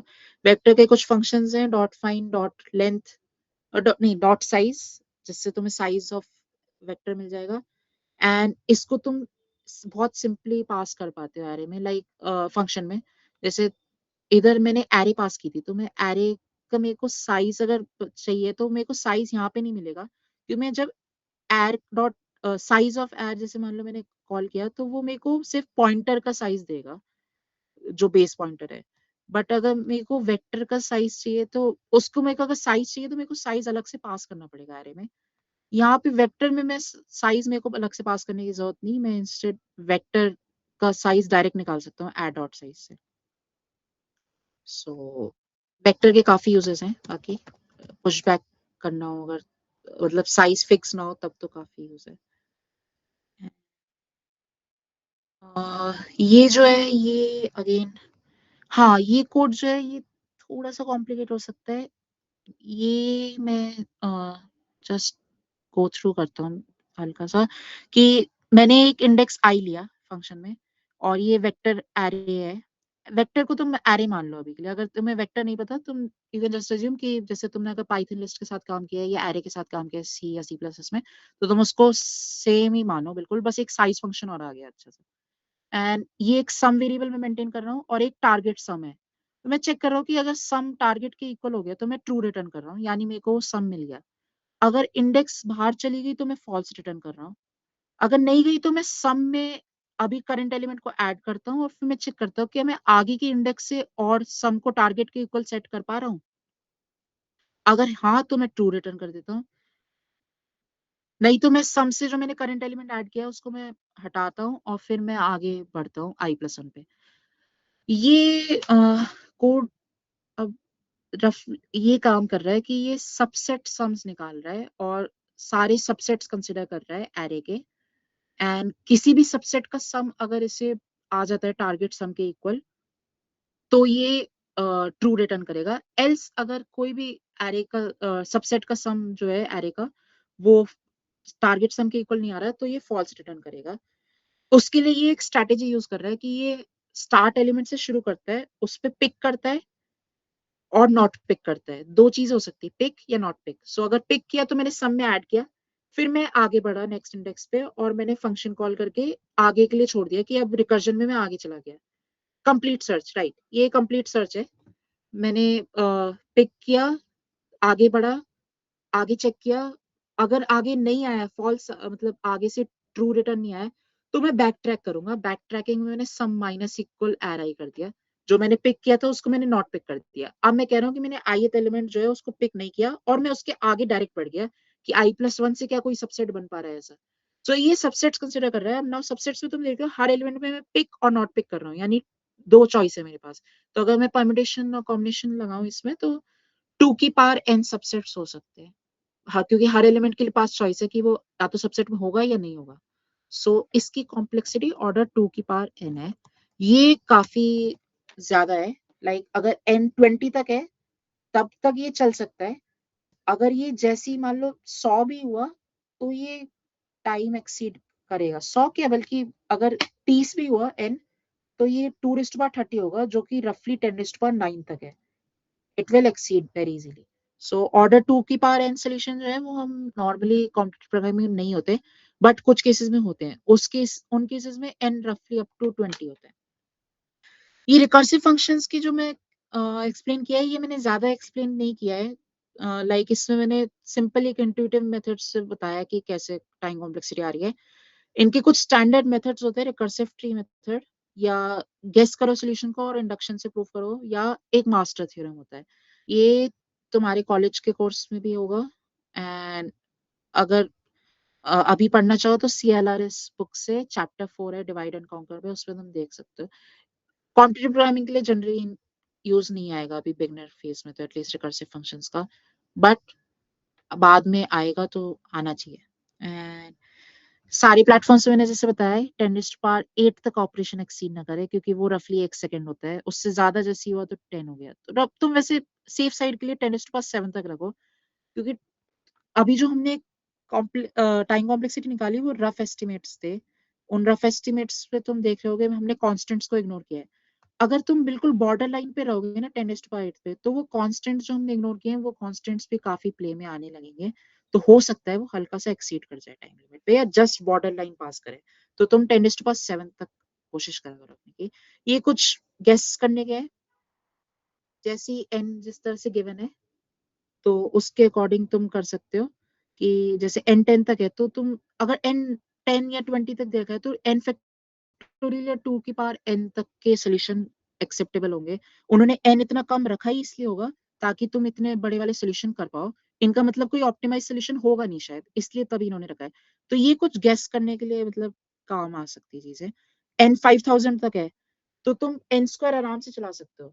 नाउ अगर उसमें ऑर्डर n का सोल्यूशन इजी होता तो वो 10 की पावर 6 तक ही रखते हैं। अगर उन्होंने 5000 रखा है प्रॉब्लम सेटर ने, तो वो कुछ सोच के रखा होगा कि ऑर्डर n स्क्वायर इजीली बन पा रहा होगा, और ऑर्डर n या तो एग्जिस्ट ही नहीं करता सोल्यूशन या फिर बहुत ही मुश्किल होगा।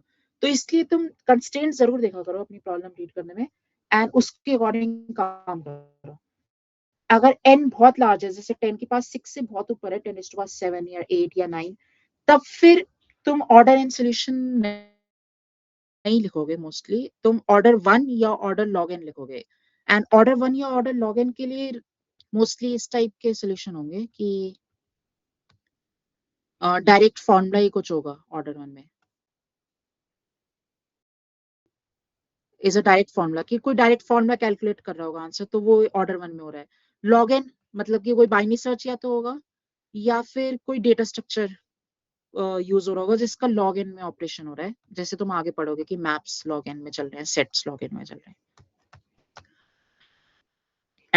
एंड अब एक और चीज देख लेते हैं कि एक ही लाइन तुम्हें जरूर कई बार दिखी होगी अगर तुमने कॉन्टेस्ट दी है तो, कि sum it is guaranteed that sum of n across all test cases does not exceed 5।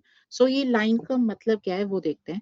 पहले यही वाला देखते हैं। ये एक क्वेश्चन में दे रखा था कि each test contains multiple test cases. ये हमेशा होता है कि test case multiple test cases होंगे।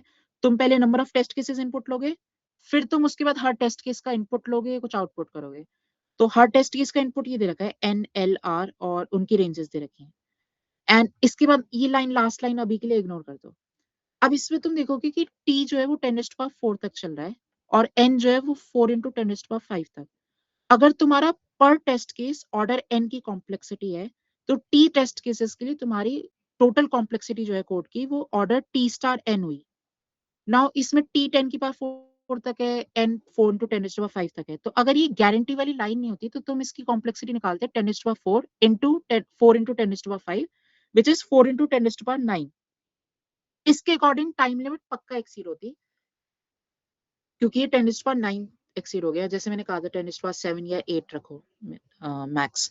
तो लेकिन इधर जो है ये सम गारंटी वाली लाइन थी कि sum of n across all test cases जो है वो 5 × 10⁻5 एक्सीड नहीं करेंगे। नाउ इससे क्या होता है कि अगर ये लाइन गिवन है तो इसका ये मतलब है कि अगर टी टेस्ट केसेस हैं और ईच टेस्ट केस में कोई इनपुट n है तो t इंटू n जो है उस वो जो है 5 × 10⁻5 तक एक्सीड नहीं करेगा। तो अगर मेरी टाइम कॉम्प्लेक्सिटी कैलकुलेशन जो मैंने एक्सप्रेशन निकाला है उसमें कहीं पे भी t स्टार n है, उसको मैं रिप्लेस कर सकता हूँ 5 × 10⁻5 से, इंस्टेड कि उनकी अपनी मैक्स वैल्यू उसको मैं रखूं। सो ये वो अपना खुद के जो टेस्ट केसेस बनाते हैं उसमें ये वो गारंटी रखते हैं कि वो n का जो सम होगा ओवरऑल टेस्ट केसेस वो इससे ज्यादा एक्सीड ना करें। सो अगर इस सम गारंटी लाइन को मैं देखूं तो t इंटू n आ रही थी, तो मैं उसमें t और n के मैक्स वैल्यूज नहीं डालूंगा, इंस्टेड t स्टार n की जो मैक्स वैल्यू दे रखी है 5 × 10⁻5 वो मैं डालूंगा। एंड वो तुम देख रहे हो कि मच लेस देन 10⁻7 है, तो इजीली वर्क करेगी 1 सेकंड में। सो ये लाइन का बस यही मतलब है। एंड अब नेक्स्ट पॉइंट है स्पेस कॉम्प्लेक्सिटी।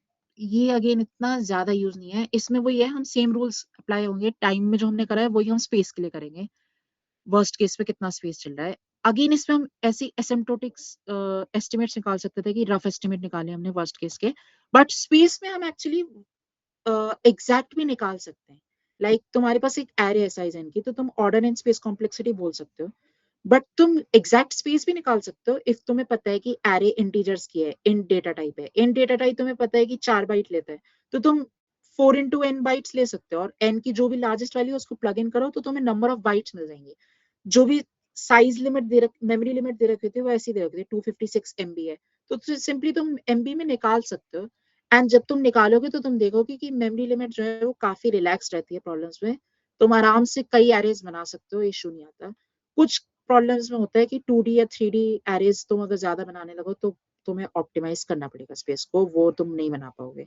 एंड 2 एरे से 1 एरे में करना पड़े, ये आगे एडवांस प्रॉब्लम्स होगा। बिगनर प्रॉब्लम्स में तुम आराम से जितनी मर्जी एरे बना सकते हो, कोई इशू नहीं आएगा। एंड एक और चीज है स्पेस की कि तुम एरे का साइज जो है 10⁻7 से ज्यादा नहीं रख सकते।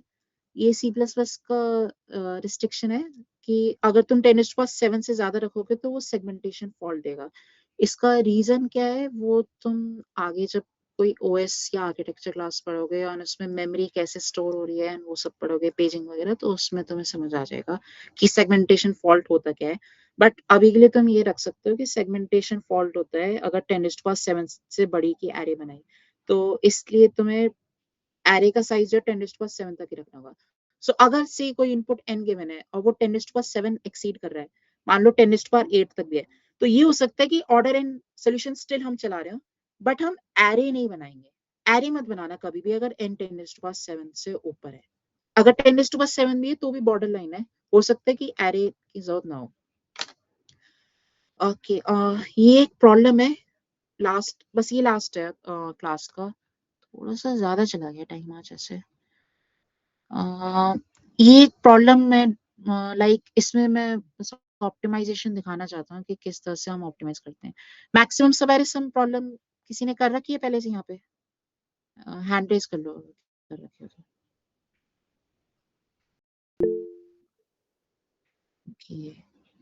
ओके, कुछ लोगों ने तो कर रखी है एटलीस्ट।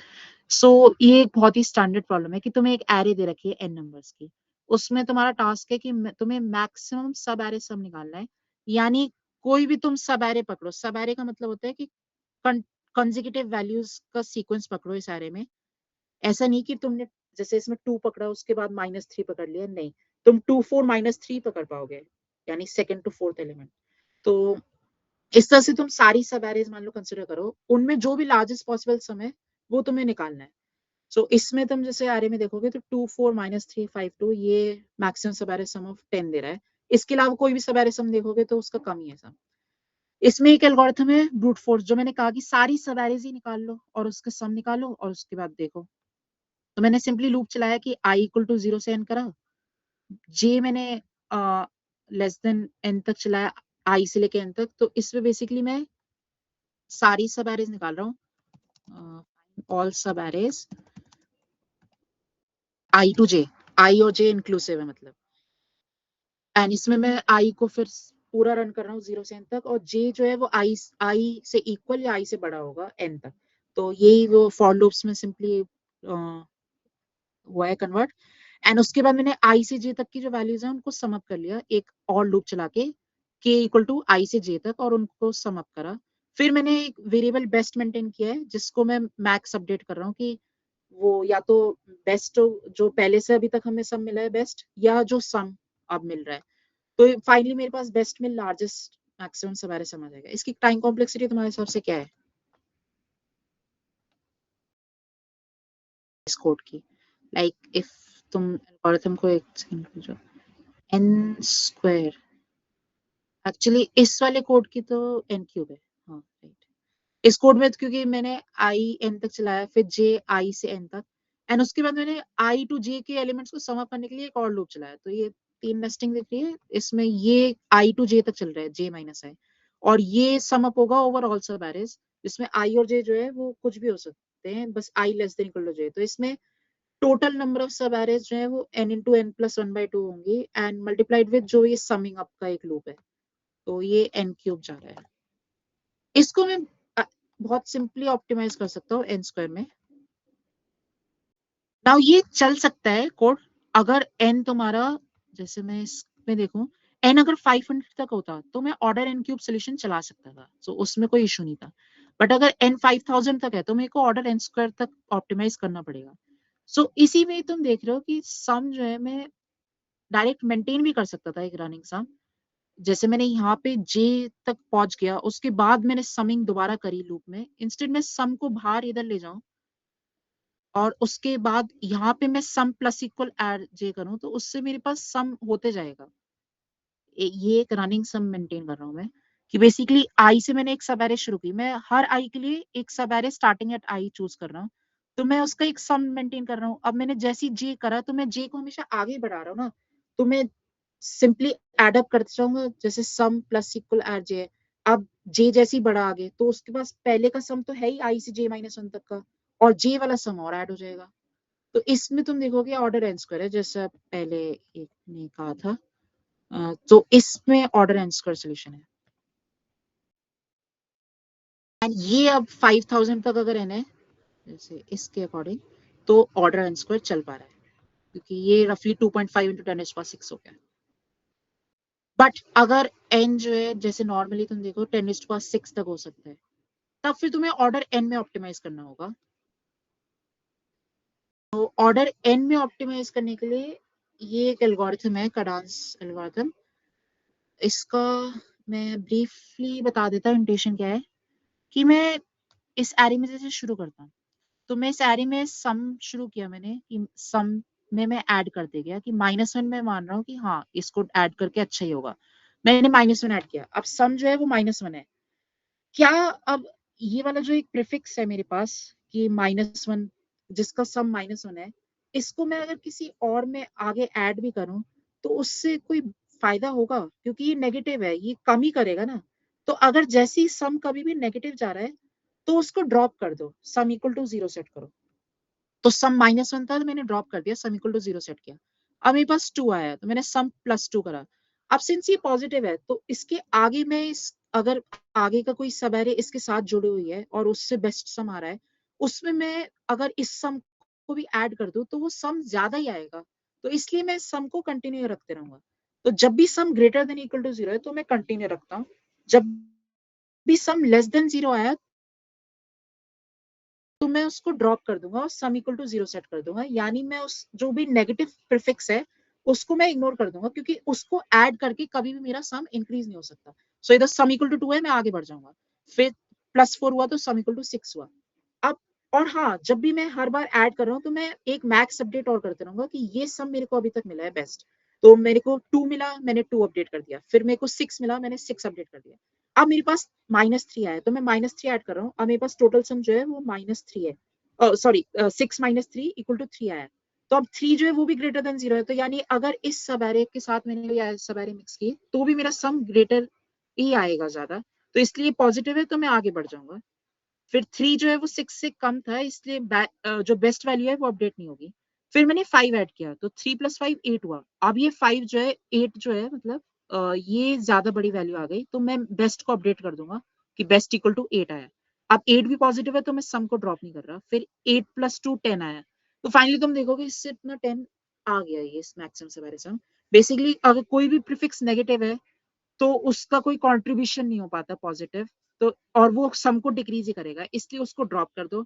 अगर कोई प्रीफिक्स पॉजिटिव है तो अगर उससे जुड़ी हुई कोई सब एरे, क्योंकि हम कंसेक्यूटिव वैल्यूज को ट्रीट कर रहे हैं, तो उससे जुड़ी हुई अगर सब एरे का सम बढ़िया मतलब बेटर आ रहा है, तो अगर मैं इस पॉजिटिव प्रीफिक्स को उसमें ऐड कर दूं तो सम और ज्यादा बेटर ही होगा, कभी भी कम नहीं होगा। इस क्लेम पे ये कडांस एल्गोरिथम वर्क कर रहा है। तो इसमें सिंपल है, बेस्ट इक्वल टू 0 रखा, सम इक्वल टू 0 रखा, एंड फाइनली इसमें हमने सम प्लस इक्वल आर किया अगर, और बेस्ट को अपडेट कर दिया कि max of best comma sum. Finally अगर सम लेस देन 0 है तो हमने सम को 0 सेट कर दिया, क्योंकि नेगेटिव प्रीफिक्स ऐड करके कोई फायदा नहीं हो रहा। सो इसमें टाइम कॉम्प्लेक्सिटी क्या है तुम्हारे अकॉर्डिंग?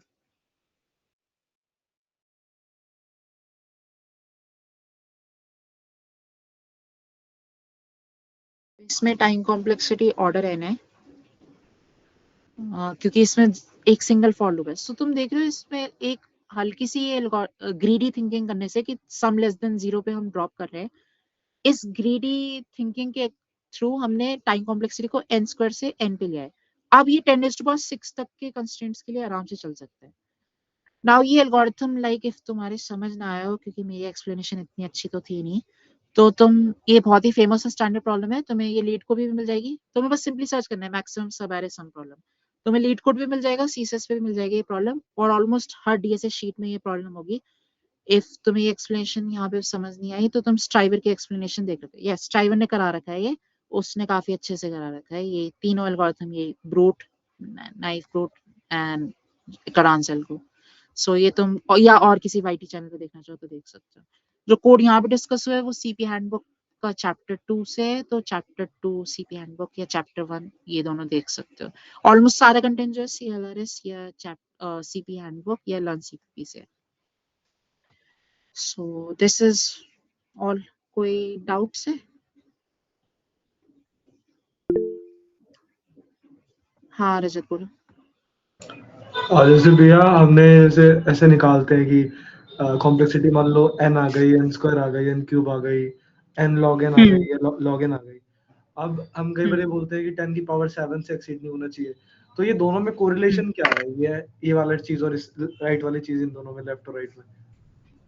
ओके, जैसे तुमने ऑर्डर n कॉम्प्लेक्सिटी निकाली, तो n जो है वो तुमने इनपुट लिया होगा ना यूजर से प्रॉब्लम में। सो n जो तुमने यूजर से इनपुट लिया है उसका कुछ कंस्ट्रेंट गिवन होगा इनपुट का कि n की मैक्स वैल्यू क्या है। जैसे n की मैक्स वैल्यू अगर 2 × 10⁵ तक दे रखे इनपुट कंस्ट्रेंट्स में प्रॉब्लम में, तो तुम उस वैल्यू को प्लग इन करके देखो अपने ऑर्डर n में। तो n में तुमने 2 × 10⁵ प्लग इन किया, तो इससे तुम्हें आया कि 2 × 10⁵ ऑपरेशंस लग रहे हैं मैक्स वर्स्ट केस में। एंड जैसे n स्क्वायर है, तो n स्क्वायर में तुम n में 2 × 10⁵ डालोगे, तो तुम्हारे पास ऑर्डर n स्क्वायर जो है वो ऑर्डर 4 × 10⁻10 आ जाएगा।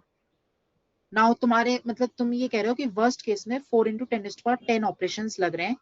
सो अगर अब तुम देखोगे ये 10⁻7 से मच लार्जर है मैग्नीट्यूड में, सो इसलिए टाइम लिमिट एक्सीड कर जाएगा।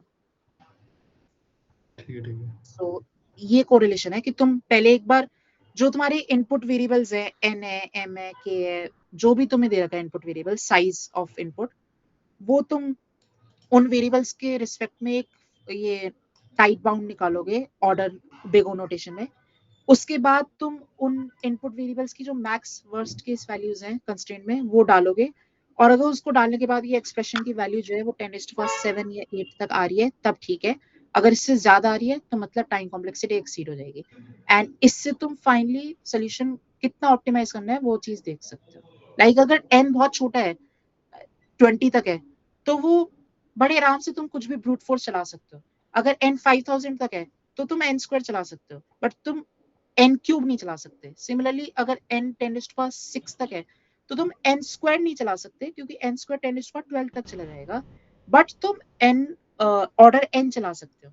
और अगर n 10⁸ या 9 तक है तब फिर तुम ऑर्डर n भी नहीं चला सकते, तुम्हें ऑर्डर log n या ऑर्डर 1 चलाना होगा, जिसका मतलब है कि तुम ये सोल्यूशन गेस कर पा रहे हो कि तुम्हें कुछ भी ट्रैवर्सल नहीं करना होगा, इंस्टेड तुम डायरेक्ट कुछ फॉर्मूला होगा, या तुम कुछ बाइनरी सर्च करोगे, या तुम कोई डेटा स्ट्रक्चर लॉगिन वाला यूज करोगे। दिस हेल्प्स इन ब्रीफली गेसिंग सोल्यूशन कि कितना ऑप्टिमाइज करना है।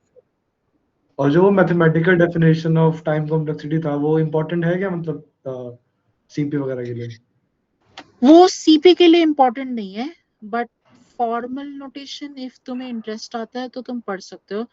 इन केस तुम CSIT सॉफ्टवेयर वगैरह में ब्रांचेस में हो तो तुम्हारे 3rd सेम में analysis and design of algorithms होगा, उस सब्जेक्ट में यही बुक फॉलो होगी CLRS जो मैंने मेंशन की है, इसमें चैप्टर 4 आएगा, ये तुम करोगे फॉर्मल नोटेशन कॉलेज कोर्स में। सो थ्योरेटिकल है, मतलब वो ये मैथ्स है कि ये जो मैंने टाइट बाउंड बेसिकली कहा है कि मैं एसिम्प्टोटिकली टाइट बाउंड निकाल रहा हूँ, इसकी डेफिनेशन है कि what do I mean by asymptotically tight bound. So उसको मैं इस तरह से डिफाइन करता हूँ कि रफली मैं दिखा देता हूँ। ये बिग ओ नोटेशन है, big of g of n equal to g of n एक फंक्शन है n का, तो मैं इसकी बिग ओ नोटेशन निकाल रहा हूँ कि क्या हो, ये किन को डिफाइन कर रहा है। तो मैं ये देखूंगा कि FN जो ग्राफ, FN का ग्राफ है और GN का ग्राफ है, ये FN जो है किसी कांस्टेंट, पॉजिटिव कांस्टेंट C और N नॉट के लिए अगर N की वैल्यू N नॉट से ग्रेटर है, तब वो FN जो है वो CGN से लेस देन इक्वल टू होगा। यानी मैं एक तरह से इसका एसिम्प्टोटिक लोअर बाउंड निकाल रहा हूँ। नाउ ये टाइटर लोअर बाउंड नहीं है, टाइटर बाउंड जो है वो थीटा नोटेशन से आता है। ये जस्ट नोटेशन है, हम इन प्रैक्टिस बिगो नोटेशन से टाइट बाउंड रेफर कर रहे हैं, एंड एक ओमेगा नोटेशन है, ये अपर बाउंड निकाल रहा है। सो लाइक इस ग्राफ में तुम देख सकते हो ये C1GN जो है ये एक लोअर बाउंड हो गया, ये C2GN जो है ये एक अपर बाउंड हो गया, ऐसे ही सो ऑन। लाइक ये FN है और ये FN जो है ये CGN का लोअर बाउंड हो गया। यानी बेसिकली मैंने फंक्शन FN जो है उसको मैंने अगर ऑर्डर GN लिखा तो GN इससे बड़ा होगा after some N nought. Similarly अगर मैंने FN को ओमेगा GN लिखा तो after some N nought FN जो है वो GN से बड़ा होगा। सो ये कुछ उसकी नोटेशंस हैं एसिम्प्टोटिक फॉर्म में।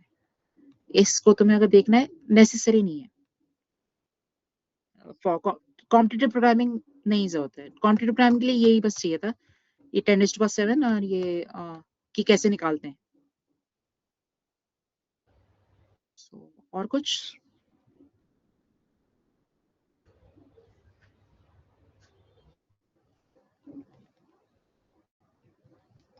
और कोई डाउट है? ये नेक्स्ट क्लास भी सैटरडे को ही होगी?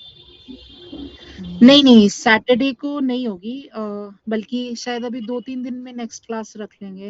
एंड नेक्स्ट क्लास मैं नहीं लूंगा, नेक्स्ट क्लास कोई और लेगा। लाइक हम सारी क्लासेस लेते रहेंगे। नेक्स्ट क्लासेस में हम STL कवर करेंगे, C++, जैसे वेक्टर मैप्स, सेट्स, ये सब मैंने मेंशन किया था। सो ये कवर होंगे क्योंकि यूज होते हैं काफी। एंड जो भी सॉर्ट मेथड जैसे मैंने यूज किया है तो वो क्या है, comparator, sorting with basic comparator, custom comparator, तो वो सब हम करेंगे क्लास में कवर। एंड उसके बाद फिर फाइनली हम असली मतलब मेन कॉम्पिटिटिव प्रोग्रामिंग के टॉपिक्स कवर करना शुरू करेंगे उसके आगे क्लासेस में। सो क्लासेस हम शाम को ही रखेंगे, ऑनलाइन रखेंगे। दिस टाइम वर्क्स ना, 5 बजे का? ओके भैया।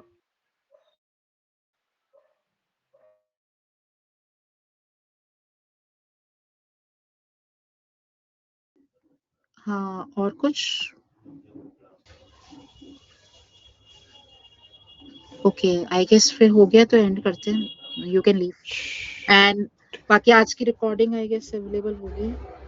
हाँ अवेलेबल तो होगी, बट थोड़ी क्वालिटी थोड़ी सी ख़राब है तो ओके वैसे वॉइस सब सही है, बस थोड़ी क्वालिटी ख़राब है। और देखते हैं, अभी तो यूट्यूब पे तो नहीं है, बट देखते हैं, बता देंगे। बट बाद में देख सकते हैं, यूट्यूब पे शायद अपलोड भी करते हैं, बट वही है, आगे हम देख लेंगे अच्छी क्वालिटी। एंड जो डॉक है वो शेयर कर दूंगा मैं अभी कुछ देर में, सो उस पे तुम देख सकते हो। वैसे डॉक में इतना ज्यादा कुछ है नहीं, मोस्टली वही कंपाइलेशन ही है। एंड और कोई डाउट हो नहीं तो हम एंड करते हैं। मेरी तरफ से यू कैन लीव, एंड कोई डाउट हो तो पूछ लो।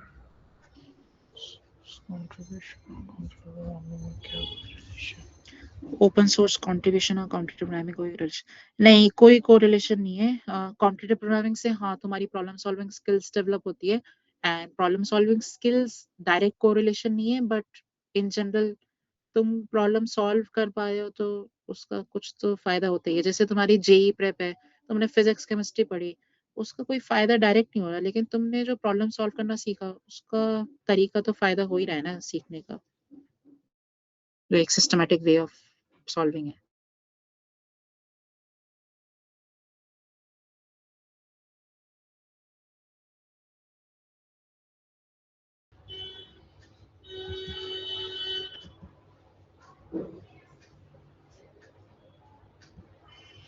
ठीक है, अगर किसी को कोई डाउट नहीं है तो फिर मीटिंग एंड करते हैं। ये लैंग्वेज का वैसे कोई कांस्टेंट नहीं है ना, कि जैसे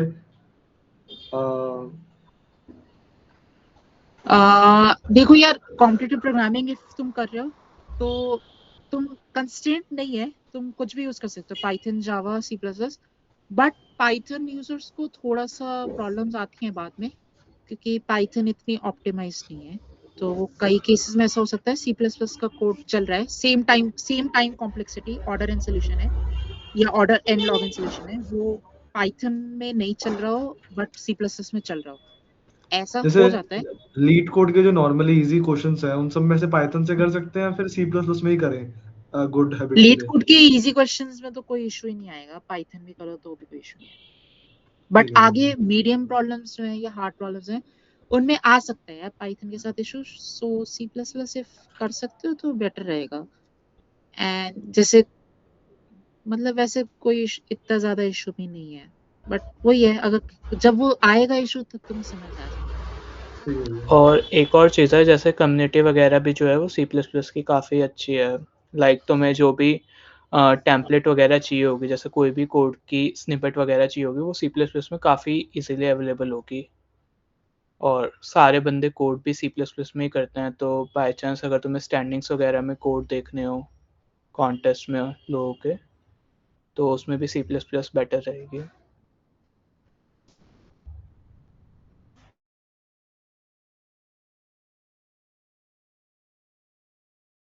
राइट, ये काफी अच्छा पॉइंट है क्योंकि सी प्लस प्लस की कम्युनिटी अच्छी है कॉम्पिटेटिव प्रोग्रामिंग में, like majority programmers 80% C plus plus वाले होंगे, फिर उसके बाद 10% जावा हो गया, फिर बाकी के पाइथन और बाकी लैंग्वेजेस। ठीक है, नहीं मेरे ख्याल से अभी डाउट्स हाँ, खत्म मेरे हो ख्याल गए से हैं। हो गया, डाउट्स खत्म हो गए, हाँ। वैसे भी क्लास बहुत ज्यादा चली गई। डबल चल रही है। हाँ, डबल चली गई। ठीक है, ओके, ठीक है, बाय ठीक है, बाय। Bye bye. स्ट्रीम हो गई ना?